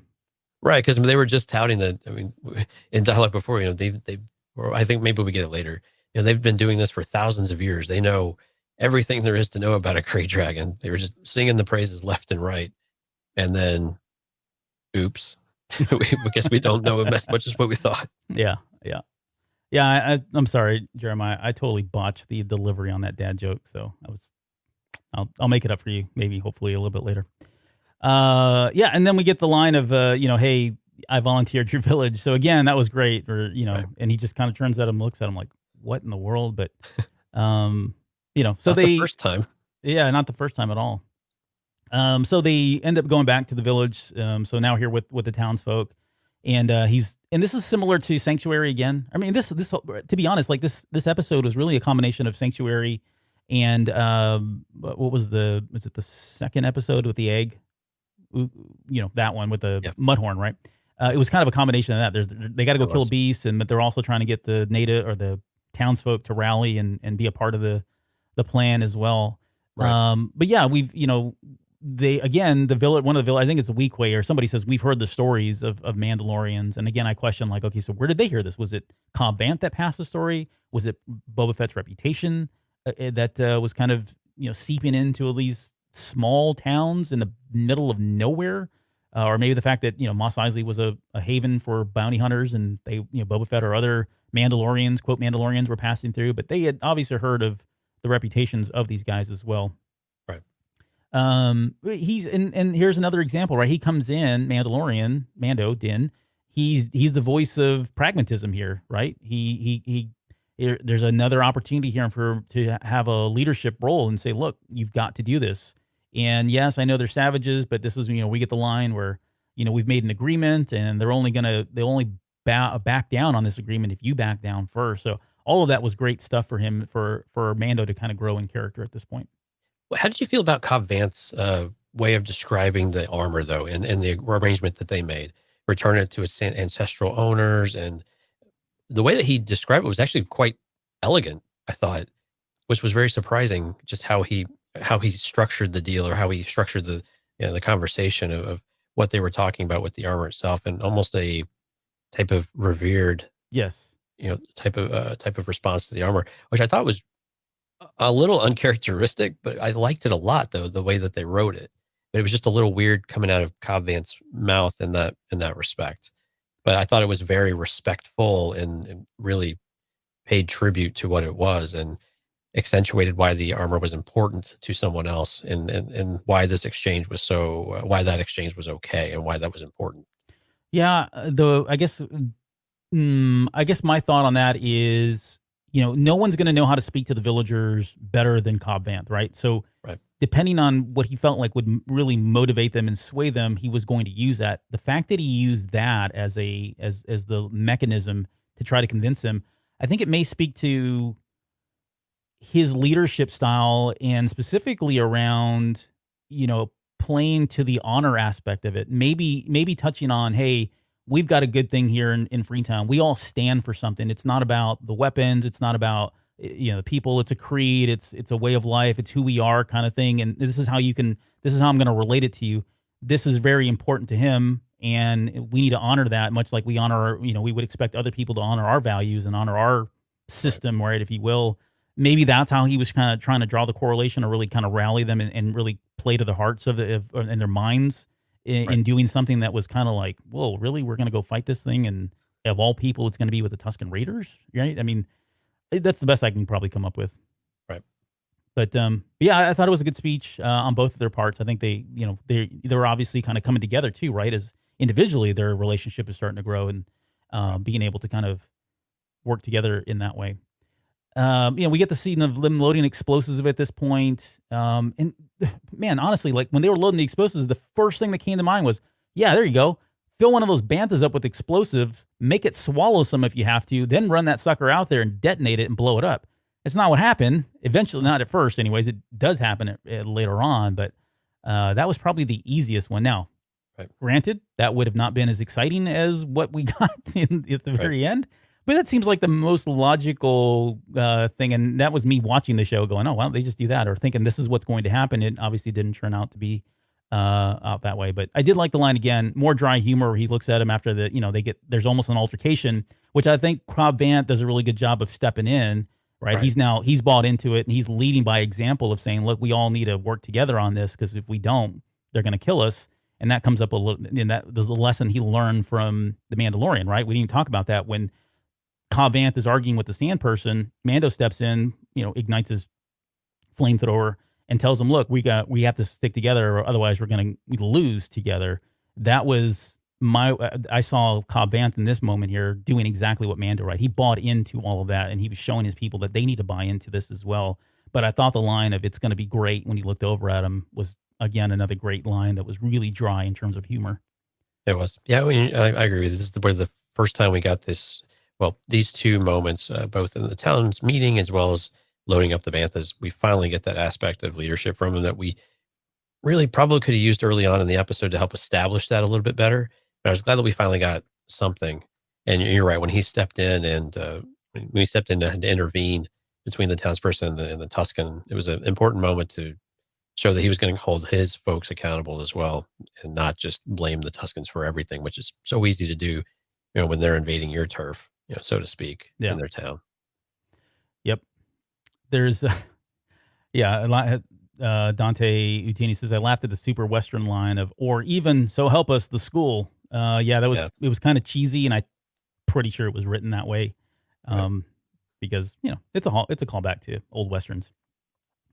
Schools were very important during old-timey days, right? So still are. They still are. They still are, folks. They really, truly are. Okay, so so we get the long shot, and this is where I had my comment of a single file line, because we get that really long shot of all the Banthas riding single file line. Which, by the way, like throughout all of this episode, some of these shots that they had of Tatooine, again, I don't know. I'm assuming these were practical. I don't think they were CG, but really, really awesome. Cinematography and some of those, just the way they were set, I thought was really great. But yeah, definitely saw them walking in single file line to hide their numbers. They get up to the lair. We know it's sleeping at this point. In that Tusken Raider that goes up and puts his hand down, right, to kind of listen to the ground. I mean, again, this is all Native Americans. Native Americans, there are some tribes out there that would put their ear to the ground and listen for the stampede of buffaloes, right? And based on where they could hear in the field of vibrations, I think he was touching it, the field vibrations of whether or not it was snoring. Same kind of concept here, right? They worshiped the land. They lived through the land, if you will. They had a symbiotic relationship with the land in a lot of different ways, but it's more influence here from Native American tribes here in America. Yep. We get the montage, which, we don't really get into it all, but again, I already mentioned this is right out of KOTOR. And we got, Mando's narrating and all that. I think it was really powerful. I just love montages. So hopefully we get one every. I know you're not the biggest fan, so were you okay with this one? Yeah, we can just move on. Yeah, it was okay. It was quick. It was quick and painless. Okay, I'll take it. All right, so they call the dragon out. We're finally ready. They call the dragon out. And this is where I felt like, for me, visually, it turned into a sea. And there's a lot of reasons, and I'll go over some of them. It turned into an open sea at this point. One, they have harpoons, which I thought was really cool, right? The sand people, and you saw them on the Banthas. Yeah, exactly. It looked like they were whaling, 100% like they were whaling. And the sand itself, the way it moved, it looked like it was a flowing ocean, right? Even really went so. What's that? I know it really did, especially when it splashed. Yes. Outward, yeah. And then they cut to Mando, and he's using his telescope, almost like a nautical telescope, right? Like a spyglass that you would expect somebody, watching a captain or somebody or admiral watching from afar to see how the battle's going. I mean, they just kept cutting around, and it just looked like it was out at sea, which I thought was great, because if there's one planet I would have never thought they could do that with, it turned out to be Tatooine of all things. So, but visually, this is where it really started to excel for me, like in terms of what they were doing. There was moments earlier on, like especially with the speeder bikes, and they looked a little off, and the CGI wasn't that great, but it looks like they really invested a lot of their time and effort and money into the ending sequence here with all of this. I'm glad you said it this time, and I didn't have to. With the CGI effects, they were a little off. Yeah, I mean, hopefully it doesn't bother you too much, but if you go back and watch the scene where they're in the speeder bikes, right before they come up to the Massives, and Cobb puts his hand up like this, and he kind of turns, and you can see the speeder bike kind of churning, almost skidding a little bit. It looks really weird. It doesn't look finished in a lot of ways, but again, it's not a big deal. But yeah, good point. The Dune Sea, right? We finally got to see the actual Dune Sea, if you will, in here in a lot of different ways. But again, visually, it was really cool. I want to talk about the bile that was coming out of the crate. Yeah, because it was interesting. He was shooting it out, which I thought, okay, this is cool. He's almost using it as a weapon, but they didn't go so far as to show people like melting or disintegrating in some way. It almost looked like it was a nuisance. And then later on, when Mando comes out, he's covered in it, but nothing's burning. He's not sizzling. He's got green all over him, but it's not. Maybe it's not the same thing. I don't know. I guess the question for you, and maybe for those of you that are listening or are with us live tonight, was whether or not you felt like, did that really disintegrate the forces, or did it eat away at those forces as that bile was hitting them? I think that was the intent, but they never. I didn't, unless I missed it. They didn't visually show us that was actually what was happening. Oh, they did. You just have to look really closely, because I had the same question, and we were looking at it it wasn't clear that they were being disintegrated when we first watched them, but clearly they actually were, because they would be there and they were there for a moment and then they were just gone. It was very much like the rifle and the same type of effect, except this actually took the clothes with it. So, so the bile, I've thought a lot about this, Albert. Like, why was the Mandalorian, why was Din able to come out with, with just some green slime like he was in Ghostbusters or something like that? Another 80s reference. Yeah, I've got slime. It feels so funky. Right, because we could have argued, the Beskar armor may have been able to survive, but none of the squishy stuff, between and under, right? That doesn't make any sense.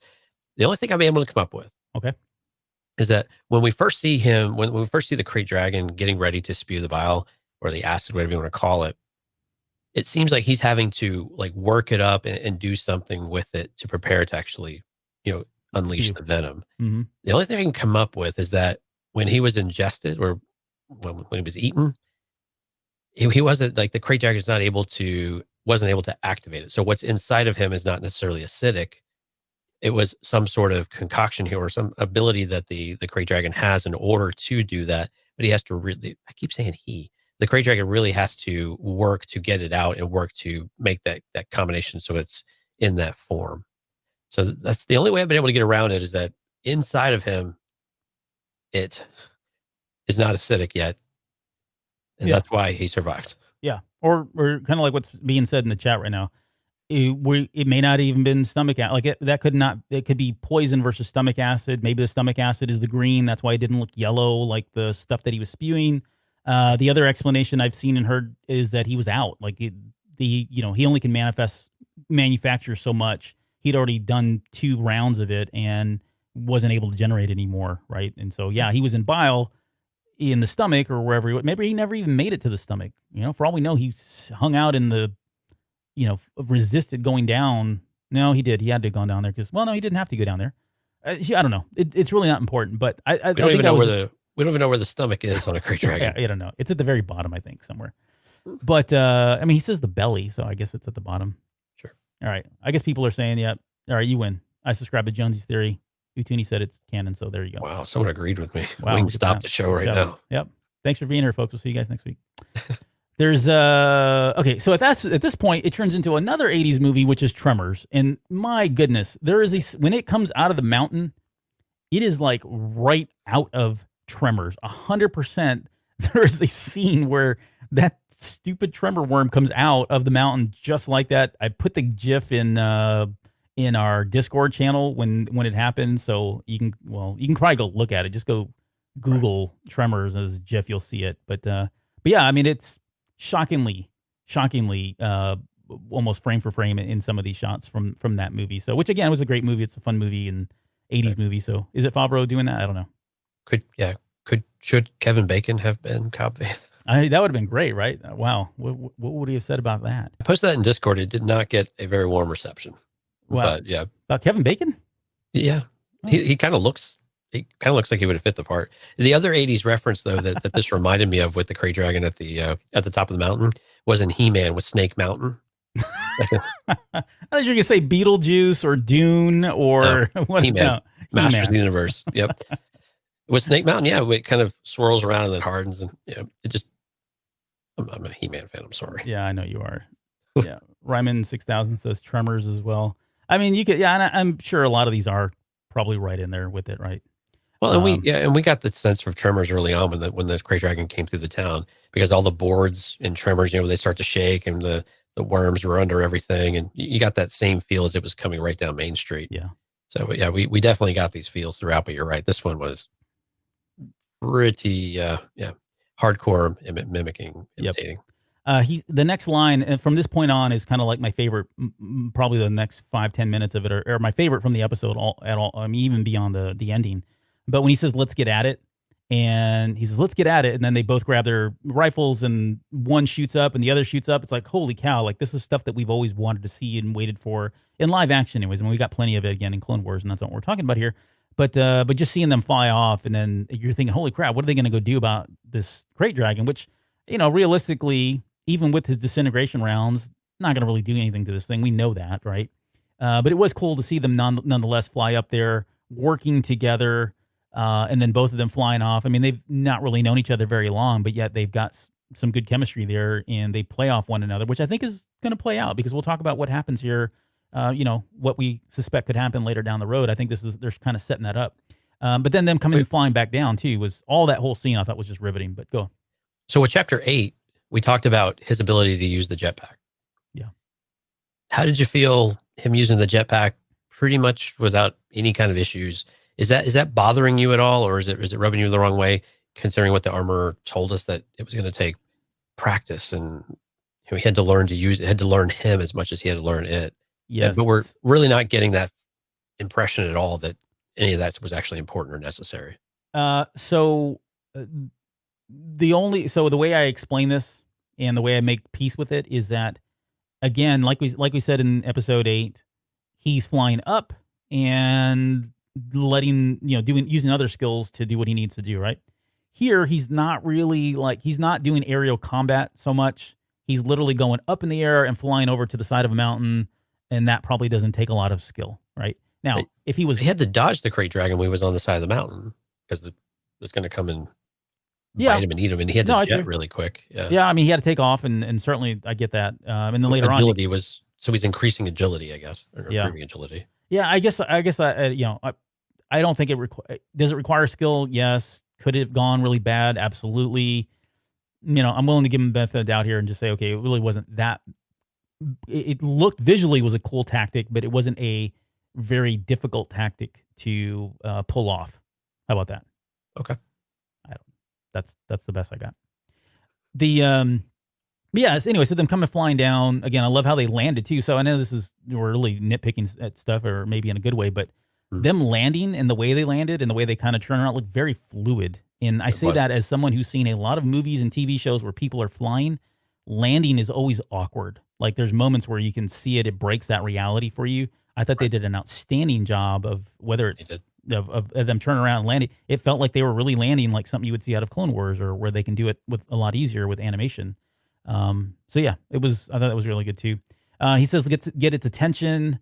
And this is where we get another callback to Jaws. And I skipped over one, right? The whole dropping of the tanks when that argument broke out, that was very similar to Richard Dreyfuss's character in Jaws, where he drops a tank, it was Roy Shatner, or Schneider's character drops the tank, and Richard Dreyfuss gets after him. He's like, man, these are explosive. They could blow up at any moment, right? We got that scene. So that's from Jaws. And then we get this one here where they've got to blow it up from the inside. And if you want to even look at like Jaws 2, where he fires it's Jaws 1, sorry, he fires it and you get the big explosion of it all, right? On top of it looking like water and everything. I mean, they're kind of playing up, I think, a lot of that from that Spielberg movie here. But again, we talked about the missile. I don't know where you got it from. Maybe it's not that important. But the big key thing here, at least in this scene, is him saying, take care of the child. Yeah. Like, I was surprised, shocked that he would even say that, because I think it speaks to how much he trusts Cobb Vanth in this short amount of time that he would even say that. I mean, of course, granted, there aren't a lot of people around, so it's not like he's got 8 people to pick from, and he picked Cobb Vanth of all 8. But he definitely trusted him enough to say, I may not make it back from this. Please take care of him. But then I started thinking, so what if Mando did not make it out. What would that story look like? And maybe that's a show for another day, but it was Right. it was off-putting though to hear him say that. It was a little bit different, and it just seems like he's trusting anybody that he knows for the better part of 12 hours to watch the kid. Mm. So it's a bit of a trend, but I guess, I mean, at the same time, who else is going to take care of this type of problem? And I don't know. I guess he could always bail, but at the same time, I guess that doesn't really fit his character either. Yeah. Yeah, I hope this isn't I hope this isn't a continuing trend where again we just trust everybody to take care of the kid. Yeah, well, I got to go do some dangerous stuff. He's seen some stuff, but we won't let him see this stuff. yeah. Maybe it's just again bad parenting, new parenting kind of issues there that are creeping up. I will say this though, the most important part of the scene that I think we have to dissect is I'm pretty sure Boba Fett had a defective backpack or a jetpack, Yeah. because you sneeze on this thing and it shoots and goes crazy and it shoots you off in all sorts of different directions. It is, I mean, this is like when they did the action figure, the prototype, and they weren't actually able to, like, for Boba Fett, and they had to recall it effectively because it was dangerous. Kids would swallow the missile and all of that. Yeah. Yeah. Well, it never made it out, to be honest, but yeah, that was Right. Yeah, because they were worried about all of that happening. Anyway, it keeps calling those types of things in mind that we're afraid that this is children always a are bad gonna- idea. Yeah, but anyway, I'm starting to think that he got a lemon for a jetpack, and He may have. I mean, if nothing else, it felt like it was just a nod. Again, a callback to Return of the Jedi with Han turning around, hitting the backpack. It's like, oh, here he goes again. You just touch this thing, and he sends off Varian. Which in Clone, like, honestly, like, jetpacks are terrible. Like, they've never really made a good, strong argument for them. Clone Wars, it was always like someone would do something to the jetpack, and then there goes that poor, Mandalorian flying off. We saw it in Rise of Skywalker, right, when the jump troopers were using them. Right. Just not a good thing to have in Star Wars for whatever reason. But yeah, it was cool to see it anyways. Literally, he's in the belly of the beast at this point, gets swallowed up. And visually, again, this is another where I think they just went all out on the visual effects. Oh yeah, The way he flies out of that, and he's got this trail of electricity that's still in the mouth of the beast, and it's stemming, and you can see it kind of, tethered to just, I'm using the word tethered, but you can just see that little stream that's hanging off the very tip of the rifle there. And the way he's kind of flying back, and, we've got the visual behind me here, but all of that I think was just absolutely stunning stuff. And then when they exploded, that far shot of being able to see that in the ripple of the sand, again, looking like water, almost like an underwater explosion that occurs, I think was just some of the best stuff that we've seen. I mean, honestly, like, I'll put it up there with some of the movie stuff that they've done in the past. yeah. The visuals were fantastic, and I was actually, from a story aspect, I was curious how he was going to get out. And I thought about the lightning, but I was like, there's just no way that there's enough juice in this thing in order to get a great dragon to open its mouth, even with what we saw in the very first episode. But clearly I'm wrong. He can amp this thing up and really do some damage to make it uncomfortable and allow him to be regurgitated. Yeah. And I think it was, again, that's a good point. It was a callback to the Zilla Beast. And I've seen people already like nerd fighting over what would win between a Zilla Beast versus a Crate Dragon. And, it's a good conversation. I think it depends on where they're fighting, but that's my answer. It's like a Godzilla type of reference movie here. Yeah. Which actually, Godzilla, I'm surprised you haven't mentioned Godzilla. There's a lot of aspects of Godzilla with some of the shots that were reminiscent of some Godzilla movies, especially more the face, modern ones. A lot of it looked like it. It looked more like the American one, the American Godzilla, but I don't know if that's what they were going for than Toho Japanese versions. But again, not the basement, so we're doing that totally different podcast. Maybe we'll pick that up on the basement at some point. We're going to have a crossover event at some point. Yeah, we are. Let's see. So yeah, we already mentioned the whatever green goo, the ecto slime that was on Mando there at the very end. All of his armor was intact, including his cape. So we have no reason to believe that was eating through it all.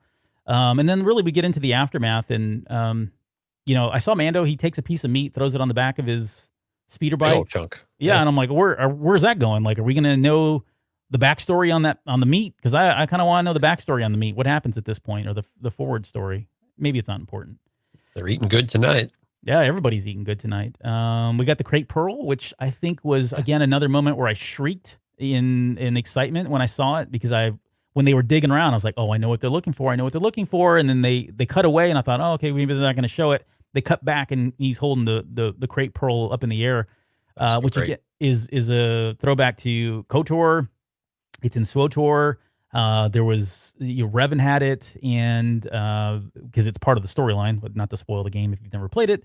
But Revan had it, and then there's even in Legends there were people that were using crate pearls to power lightsabers, and Right. how you get there is message me and I'll tell you. But if you want to know really, but yeah, you could use these to power lightsabers at some point. So it was just really cool to actually see a crate dragon or a crate dragon pearl and them finding it. So he says this was well earned, and he says, will our paths ever cross again? He says, I think they will. And in my own head canon, I think at some point they are going to cross. And I think my theory of him going back and collecting all of the Mandalorians, and I'm using air quotes because I think, again, this show is about redefining what Mandalorian is and expanding that, or maybe not redefining it, but certainly expanding what a Mandalorian is in this time and day and this age. I think at some point he does come back, and I think he does. I'll even go so far as to say I think he comes back. I think if he does come back under Mando's team or whatever, I think he gets Boba Fett's armor. And don't kill me, don't at me on that, because I'll tell you where that comes from in a little bit. But for you, the question: do you think we're going to see Cobb Vanth ever again in this season? How about that, or ever again in the series? Well, I mean, we're going to come back to Tatooine probably 3 times per season, it seems. So it's a very real chance we'll see him. I think the character is proving popular enough to where I wouldn't be surprised if we saw him in later seasons. Whether he comes back in this one, I think there's actually a pretty good chance. I don't disagree with you. We've seen evidence where he has to assemble a team, right, and to accomplish something. And he has obviously developed a rapport with Cobb Vanth and is comfortable with him, and it seems to work and fight very well side by side. So very real possibility. And you're right, there is armor to be had. Of course, we have a reveal at the end, which kind of calls into question exactly what is going on here. But I think it's very real possibility we could, and I wouldn't object to it. I think it would be a good fit. The nagging question that I have around him leaving, the only hiccup I have is, and this is where I'm going to go back to the weak way, because he's so inept and dumb, but they didn't establish anybody as a second in command, which I think was kind of they didn't have to really. In my head, they would have had to have done that for that to play out the way I want it to. But let's say he leaves. He doesn't seem, what we know about him, like we've talked about from the Aftermath series, what we saw in to some extent in here in this episode, was that he's not one to just kind of pick up and leave without knowing that the town's going to be in good hands, right? And they never established a character that we know of, at least on screen, that could do that. Now, if you go back to the novel in Aftermath, there was a character named Issa Orr. And Issa Orr was the Twi'lek who ran around with him. That was his kind of second in command. They didn't show her. Maybe she's there. Maybe she was running errands. Maybe she went to pick up some power converters over at Tashi Station. I don't know. But she wasn't in this episode. But maybe she is. If she was, that would be the person. If she's not there, then who does he pass the title of Marshal to if he's going to leave to go venture off with the Mandalorian, or even if it's just a one and done mission kind of thing? I don't know. I don't have a good name for that right now. But I think some of it is, what's the threat now? So the Krayt Dragon's dead. True. They've struck a deal with the Tuskens. So the mining guild's gone, or whatever they're called. Mm-hmm. So what's the threat? What would be the need to have this? Presumably they've eliminated all of the threats, all the things that would give them concern. At least the things that at least they're competing with all the time, all now seem to be generally resolved. So for him to go on an excursion one time, I don't really see that he would need to backfill that, or he would consider backfilling it. But I'm with you. I mean, we know that he's there somewhere, so that makes sense. We just didn't get that flavor for it. It wasn't clear, but this is why they have us. That's right. That's why they have us. The skull will look over the town. Okay, so where are we? So I think that's kind of it for the main story. We get the big reveal at the very end. We get the music. Everything sounds great, hunky dory.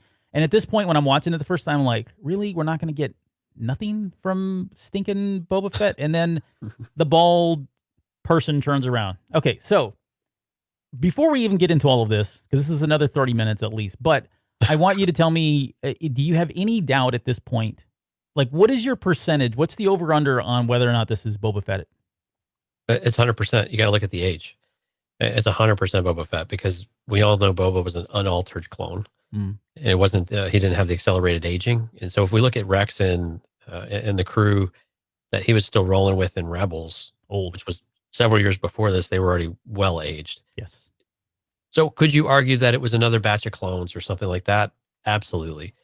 But on Tatooine, had scarring, was watching a Mandalorian with a lot of interest and then looked grumpy afterwards. Mhm. Seems like Boba Fett to me. Yeah. But this is like 100%. This has got to be Boba. I don't know how there's any argument. I'm not hearing or seeing any argument that seems valid at this point. Yeah, it seems like given again, there's so many things that have just laid. I mean, it's so on the nose, and I hate to say that, but a lot of what I think has been very popular and successful for The Mandalorian is that it's not like meta, and there's not these multiple layers that you've got to peel back to really get down to the true answers on stuff. Right. Some would even argue that The Mandalorian is very on the nose. We've made that comment many times before. That's not a critique. Sometimes storytelling is great when it's very simple and it just hits on these things that we really like. It pulls at our heartstrings, right? And I think for them to, I think it would be a huge injustice at this point for Favreau to have laid out so many things that are so blatantly obvious for us at this point that it can be no other person than Boba Fett. I think it would be a really horrible move on their part.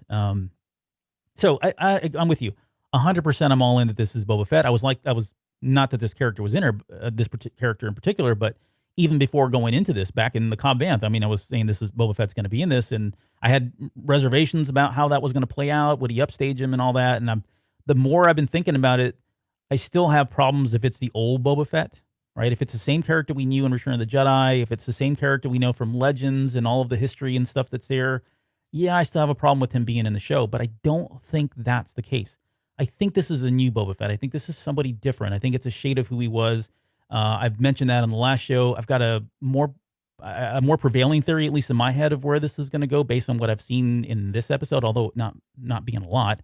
I think it was enough to really kind of sway me. But before I get into my little, thing here, what are your thoughts on Boba Fett at this point? Where do you think he fits in, and what do you think his motives are? Where do you think we're going to see him go at this point? Well, I think the motives is a great question, because if he were to come back and see the armor, it's what would he do with it? Would he reject it? Would he accept it? Because I mean, we know he's now he didn't take the helmet off, I guess. I'm assuming that he was separated from the armor. But that's another question, though. Was he separated from it, or did he leave it behind for some reason?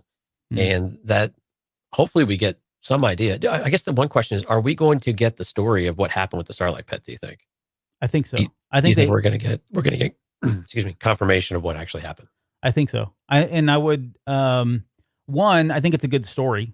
I think it visually be cool from a narrative perspective. It's cool, but I think it would also lay to rest for a lot of us that have been fans for so long, right? We've always talked about this. It's another one of those myths or great myths in Star Wars about what really happened. I love the fact that somebody like Favreau and Filoni it seems to me like they would be the kind of people that would be like, nope, we're going to tell you what it is. We're going to reveal it. There's not going to be any mystery to it. And because, don't get me wrong, they're going to reveal it not for the sake of just revealing mystery, right? That's not it. But because it plays into a larger story, right? That's what Filoni does really well. And he did this all through Clone Wars and Rebels. He did pull the curtain back on some stuff. He did reveal some big things that were floating around in George Lucas's head, but he used those to tell the story. They were pieces to a bigger story that he was trying to tell. And I think that's what he would do here if he did indeed tell us the story of how he got out of the pit. Right. Okay. Next question. Are we going to get the visual flashback of him getting out of the Sarlacc Pit? I think you probably have to. I shouldn't say it. No, they don't have to. I think again, it probably would be wise. We need another montage. Another montage, right? But visually, like I said, I think for that reason alone, it would be cool to see that and kind of take any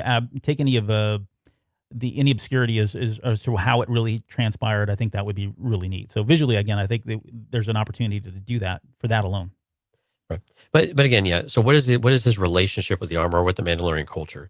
I think that's the bigger question I want to answer is where does he sit now with all of this? If he was separated from it and he's been trying to be reunited with it, you could see why it would be difficult for him to find. If you have a place that's kind of off the map, even if he's wandering Tatooine for several years, it's not unreasonable that he wouldn't have come across it if he's got very limited resources. And he seems to be very, for lack of a better word, kind of native with what he has. Actually, he looked a lot like the sideshow toy Obi-Wan Kenobi with the rifle and the gaffy stick.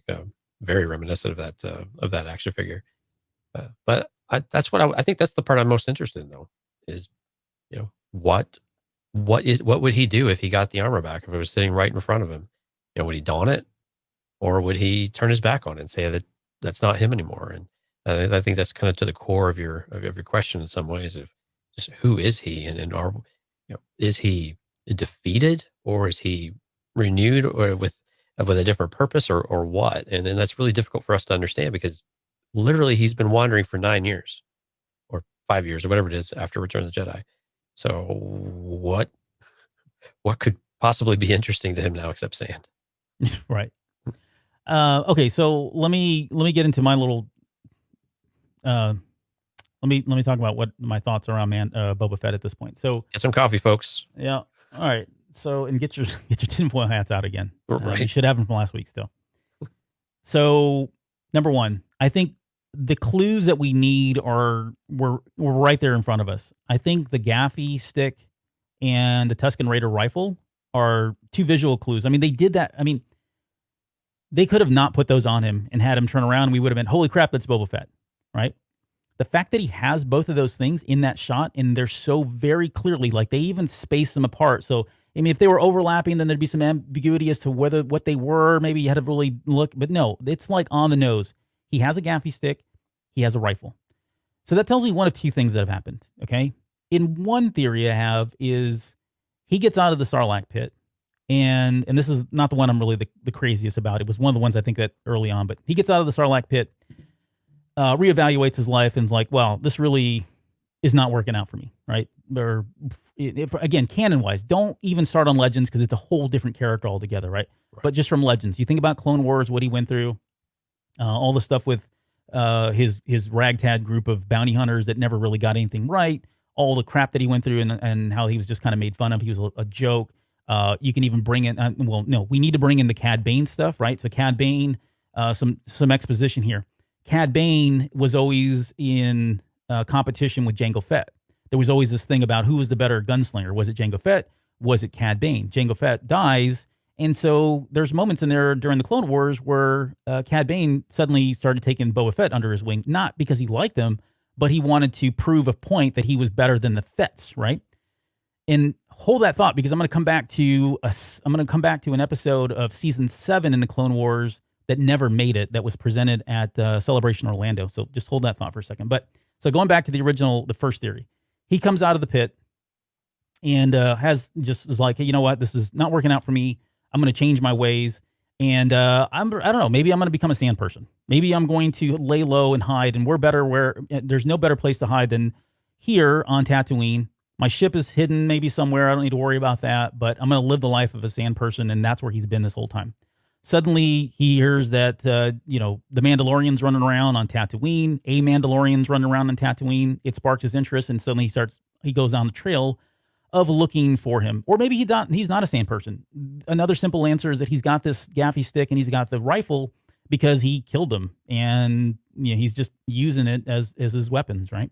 So those are kind of two very similar theories that certainly explain it. It doesn't explain, though, where he's been for 5 years. Right? Why he wouldn't have just said, even if he didn't want to go back to the life he had, he's got a ship, he's got money.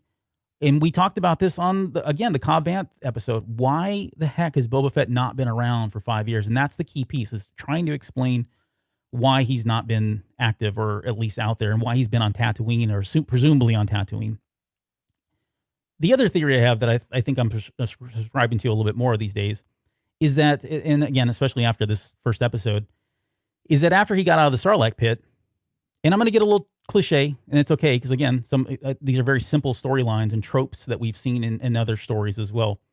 He gets out of the Sarlacc pit, and he is in really bad shape. He's found by sand people. The sand people pull him in, they nurture him, they bring him back to health, and he doesn't maybe remember everything about himself. He doesn't remember who he is, right?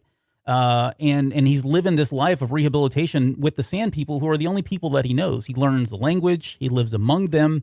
He's been doing just fine as this sand person, not really knowing who he was or his past life for so long. In that itself, right, just in that period of time, he's now become a different person. He may not have the same motives. He may not have all of the same stuff there. In his heart, maybe he is a good person. And the reason I say in his heart he's a good person, because if you go back, so I told you to hold on to that Cad Bane story. Right.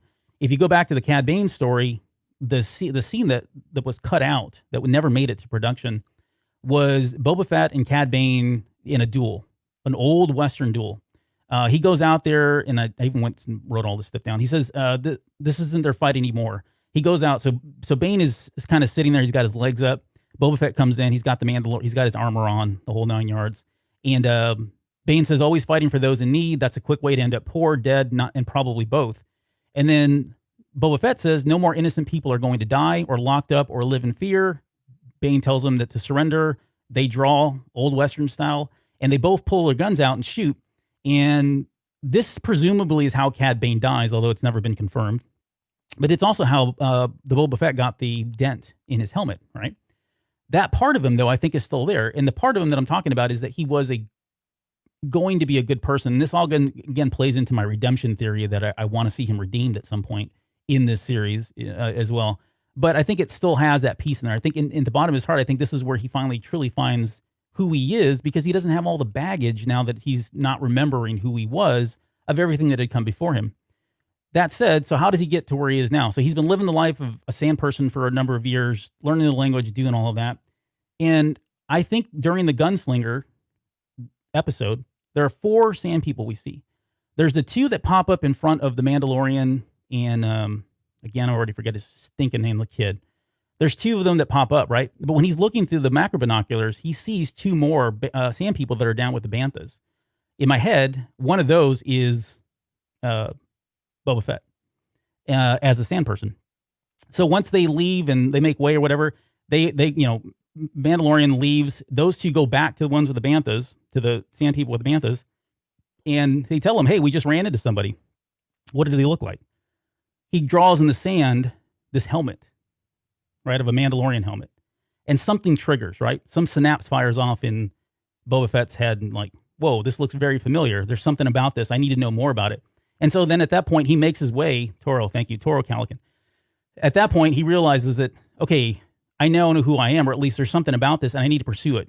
Goes and talks to the elder chief or whatever, tells him, look, I need to leave. I got to go figure out what's going on. He then picks up the trail of where Toro and the Mandalorian went, comes up on Fennec Shan, and at that point, he's starting to put the pieces together, and he's been trailing. Like, if there's anybody that can trail Mando on Tatooine without him ever seeing it, it's going to be somebody like a Sand People. We know that they're deceptive. Maybe that speaks to why they played that up so much in the first season, in the Gunslinger episode. But he's starting to put all these pieces together. So yeah, he sees a Mandalorian down there. He sees 2 of them, but he still doesn't maybe to recognize that maybe this is his armor. Maybe he does at that point, and now he's realizing, okay, so what does this all mean for me? I know I've seen 2 Mandalorians. I have visions that I used to be a Mandalorian. I'm a sand person. What does that mean? I need to go find this. And I think that's what puts him on the trail. The only piece that I get hung up on is how the heck did he get off the planet? Unless he knows enough, that he remembers enough that, oh, I've got Slave 1 parked over here on Tatooine somewhere. But I think that would be a good way to explain, again, in my head, where he's been, why he hasn't been just out there as a prolific bounty hunter or mercenary or just anywhere, really, at this point, other than Tatooine, if that's certainly where he was. Yeah, the trope of like losing your memory and having to start over definitely sounds plausible. We've seen it countless numbers of times, and it just fits. And for him to be a sand person, it's a little interesting how to get there, because I don't really know how you become a sand person or a Tusken. I don't know if I remember how exactly that happens. I think it has happened before. Maybe it was the Kenobi novel. We learned some of this stuff. It's been a while. But I think it's plausible. Is he the people we see on the screen and go that route? I mean, you're not making things that aren't, you're not saying things that are impossible to figure out, I guess, or impossible to believe, and to actually think that they're entirely possible, that we could, that you could be right on the money with it. That's a lot of things to try to say that exactly we're going to get any kind of confirmation of really any of that. Yeah. But I think the idea is, though, that he is amongst them in some way. I think how he's tracking, I tend to agree. He's probably a pretty good tracker. He can do this, of course, even if he's starting to remember, or some things are just instinctual at this point.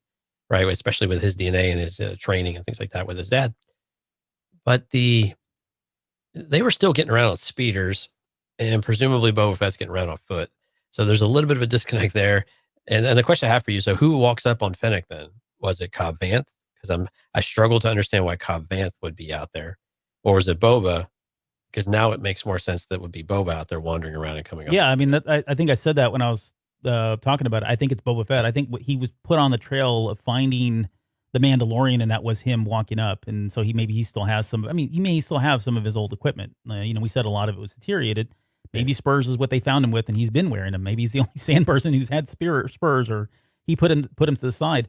Either way, I think even if he doesn't, even if he doesn't really embody a sand person or become one, maybe he is, like you said, undercover as a sand person this entire time, and running into the Mando or hearing that the Mando was on Tatooine was enough to spark his interest and go about, pursuing him to figure out more. Because it didn't seem like, I don't know. It seems like if he maybe he just really hasn't had an opportunity to attack or do anything more than what we've seen so far. But he doesn't seem. The question of why doesn't he go after the armor? Or what's he going to do with it? Again, there's got to be a reason why he's not just actively pursuing somebody like Cobb Vanth and hasn't pursued somebody like Cobb Vanth to say, "You've got my property." I don't think he knows that was his property. But that's entirely possible. I think I had another thought and I totally forgot about it, but yeah, that's okay. The clothing he's wearing though, it doesn't look very sand personish though. Like the cloak that he's got on, none of it really suggests that he's. I mean, aside from the weapons, and the maybe he's just a Bantha veterinarian. He flosses teeth. Maybe, I don't know. Yeah, I don't know. I mean, who knows? And that's his new life. You just didn't realize that. You need to work that into your story. Really, he's now a dental hygienist. And it's he's lost his way. I was almost there. So I know. So I get it. Right? It's a lot of headcanon, and there's a lot that I've already thought about that's probably again all wrong. But this is supposed to be thought-provoking Star Wars, right? So hopefully, maybe you take some of those and those thoughts and run with it and come up with your own theories, or maybe you can flesh it out more than I have. I'm sure there's a lot of holes in it. To be honest. The key takeaway, I think, for me, though, on this episode is I don't want to get into this Mandalorian of the month type thing, right? Where every week, he's going to uncover a new Mandalorian. I mean, I wouldn't hate it, but I think we've already pulled the Band-Aid off with Boba. I think Sabine is still in play at this point, but at that point, I think if they do any more than that, then we do get into the, hey, here's the Mandalorian of the month, and here's Armic, or I don't know. You just name all these Mandalorians that we know are still out there, right? Bo-Katan and whoever else. I don't know if that's really what we want here. And then it certainly gets away from like, okay, we still got the baby to contend with, and where he's going, and Jedi and his family, and then we've got there's Moff Gideon. He's going to play a role into this. So we're getting into the time thing again with only 7 episodes left. Yeah, and I think some of it is we have to, we might need to touch with 1 or 2 groups of Mandos or 1 or 2 Mandalorians in general, but there has to be enough noise made to where other folks start to want to find him, and I think which could avoid some of the problem that you're concerned about. And I tend to agree with you. I think that's a valid concern, is that we just start ping ponging between Mandalorians, and after a while they kind of lose their, I don't know, their specialness. They don't have that gravitas to them where they actually feel unique and special. It's something that we want to continue to see, because you're right. It turns into every week we're just going to go and see somebody new, and that gets boring. Mm-hmm. But I like the idea that they make enough noise to where they start being seeked out by, whether it's a Sabine or an Ahsoka or whomever, because of just the things that they're getting into, the crazy shenanigans that the child is exhibiting, and someone sees it and it gets reported, or the other Mandalorians see it and then it starts spreading in that way. So I think those are the aspects I'd like to see, for them to be able to take that story without getting bogged down of jumping from coven to coven. Yeah, and the final thought on this, if you didn't join us for the last episode, the one thing that I said is it plays into the redemption arc for him. I feel like Boba Fett needs a redemption arc. He needs something from a canonical perspective to really vet him, if you will, because he's just not had the best run in canon like he did in Legends. And this was my way of coming up with this would allow him to still be in the show, but just again a shadow of himself, or just loose memories of it all. And the way this would play out is he would join the Mandalorian in this quest to go find other people like him or other Mandalorians. And as more and more memory comes back to him, I mean, he would know places like, what's the Camino? Yeah, like he's gonna know where Camino is, and maybe when he eventually takes them there, they learn about clones, and then suddenly he finds armor that's his dad's, and like, whoa, okay, I'll wear this armor instead, right? And then eventually, that I said that I had a theory as to why Cobb Vanth would wear that armor, because Boba would be like, well, that's cool, and I get it, that used to be my armor, but that's you, man. You did something different with that, and you're a Mandalorian with that armor. I've got this armor that I'm gonna start using. You know what I'm saying? Like that would be a reason for him to be okay with somebody like Cobb Vanth using that, should they ever get together and all of them are getting pulled together as Mandalorians to do fight some great cause or whatever. But right. What if Boba set up shop in Ben Kenobi's hut? He's been bunking, just hanging out there. Yeah. Hey, look, this is abandoned. Looks cozy. I'd imagine he run into Luke at some point. Yeah, maybe. Yeah, I hadn't thought about that. I thought it was smart just for being a smart aleck about it. Well, no, I mean, again, everything's on the table at this point because we just don't know anything about who he is or what he's done. But with Slave One, I imagine Slave One is long gone. I mean, when word got out that Boba Fett was gone, I bet you that was the first thing people went to go find and started trying to crack into that thing. So yeah. I imagine Slave One is. I doubt it's somewhere. It's somewhere, but where? It's probably not parts. Yeah. So it'd be interesting. Oh, well, let me ask you then. What's the chances we see Slave One? In my own headcanon, maybe later, but not immediately. If I'm completely wrong, and he is truly just the bad guy, which is boring, I think, for me. But if he truly is just the bad guy all over again, and then I think we see it right away. I think the minute Mando leaves, we get the scene from Empire Strikes Back with, him suddenly, the engines come on. He's chasing after the Razor Crest. And maybe that's what happens, right? Maybe that is what takes out. Maybe he takes out the Razor Crest as they're approaching that ice planet, and that's why we see it in shambles, hobbling, looking for some place to land, and it burns up on entry. Maybe it's him. Maybe it's Boba Fett. I mean, that's plausible. Absolutely plausible. All right. Well, there you go. There's a show. Beating Boba to death. For 2 seconds he's on screen. Yeah, for all of 2 seconds, there's a lot there to take in. So hopefully you guys enjoyed it. Again, I'm probably all freaking wrong, but I will say we got a lot right. And I don't want to toot our horns, but we did get a lot of stuff right from the Cobb Vanth story episode, and some of our own predictions here, and still a lot to be determined as to whether or not we got right or not. But right. Okay. I don't know. That's all I got. Do we got anything else? Normally, this is where we get into all the final stuff, but we did that at the beginning. So, right. Yeah. Overall good episode, and we're off and running, and we haven't left Tatooine yet. So we know we've got more while we're there. We're going to be there at least for one more episode. And it wouldn't surprise me if it maybe even spilled into a third. But I imagine we'll try to wrap it up next time and move on to the next place. Yeah. I don't think that I don't know that we'll spend a lot of time. I think it's going to be I think we'll wrap it up with this. Again, it all really depends on what Boba Fett's motivations are, who he is, and all of that. We could be on we could be on Tatooine for, again, like you said, another episode, maybe even 2, or it's going to be a real quick one and done. And the next time we see Boba Fett, it's somewhere in space or on another planet. Right, but we can get right into it with the next episode because we've resolved pretty much everything around us, so we can get right into that aspect of the story, which I'm hoping we don't dilly-dally. We don't wait too long to get into it. We can just start to see what kind of conflict we're stepping into here. Yep. All right. Any final words before we hit the light speed button? Is that a thing? We need to get in the Wayback Machine to cut off an hour and 15 minutes of the show to do the Wayback, or to kind of light speed. Yeah, that ship left a long time ago. Mike left a long time ago. Yeah, he's gonna kill us. Yeah. Well, he'll wake up and we'll still be doing this. Yep. All right. Well, that's going to do it for us. Please join us on the next episode. We'll be back next week to talk about episode 2, which we don't have a name or anything just yet, but we'll definitely do the same thing. So if you enjoy the 2.5 hour type breakdowns, We're your guys. Come back and see us. We'll see you next week. Y'all have a good week.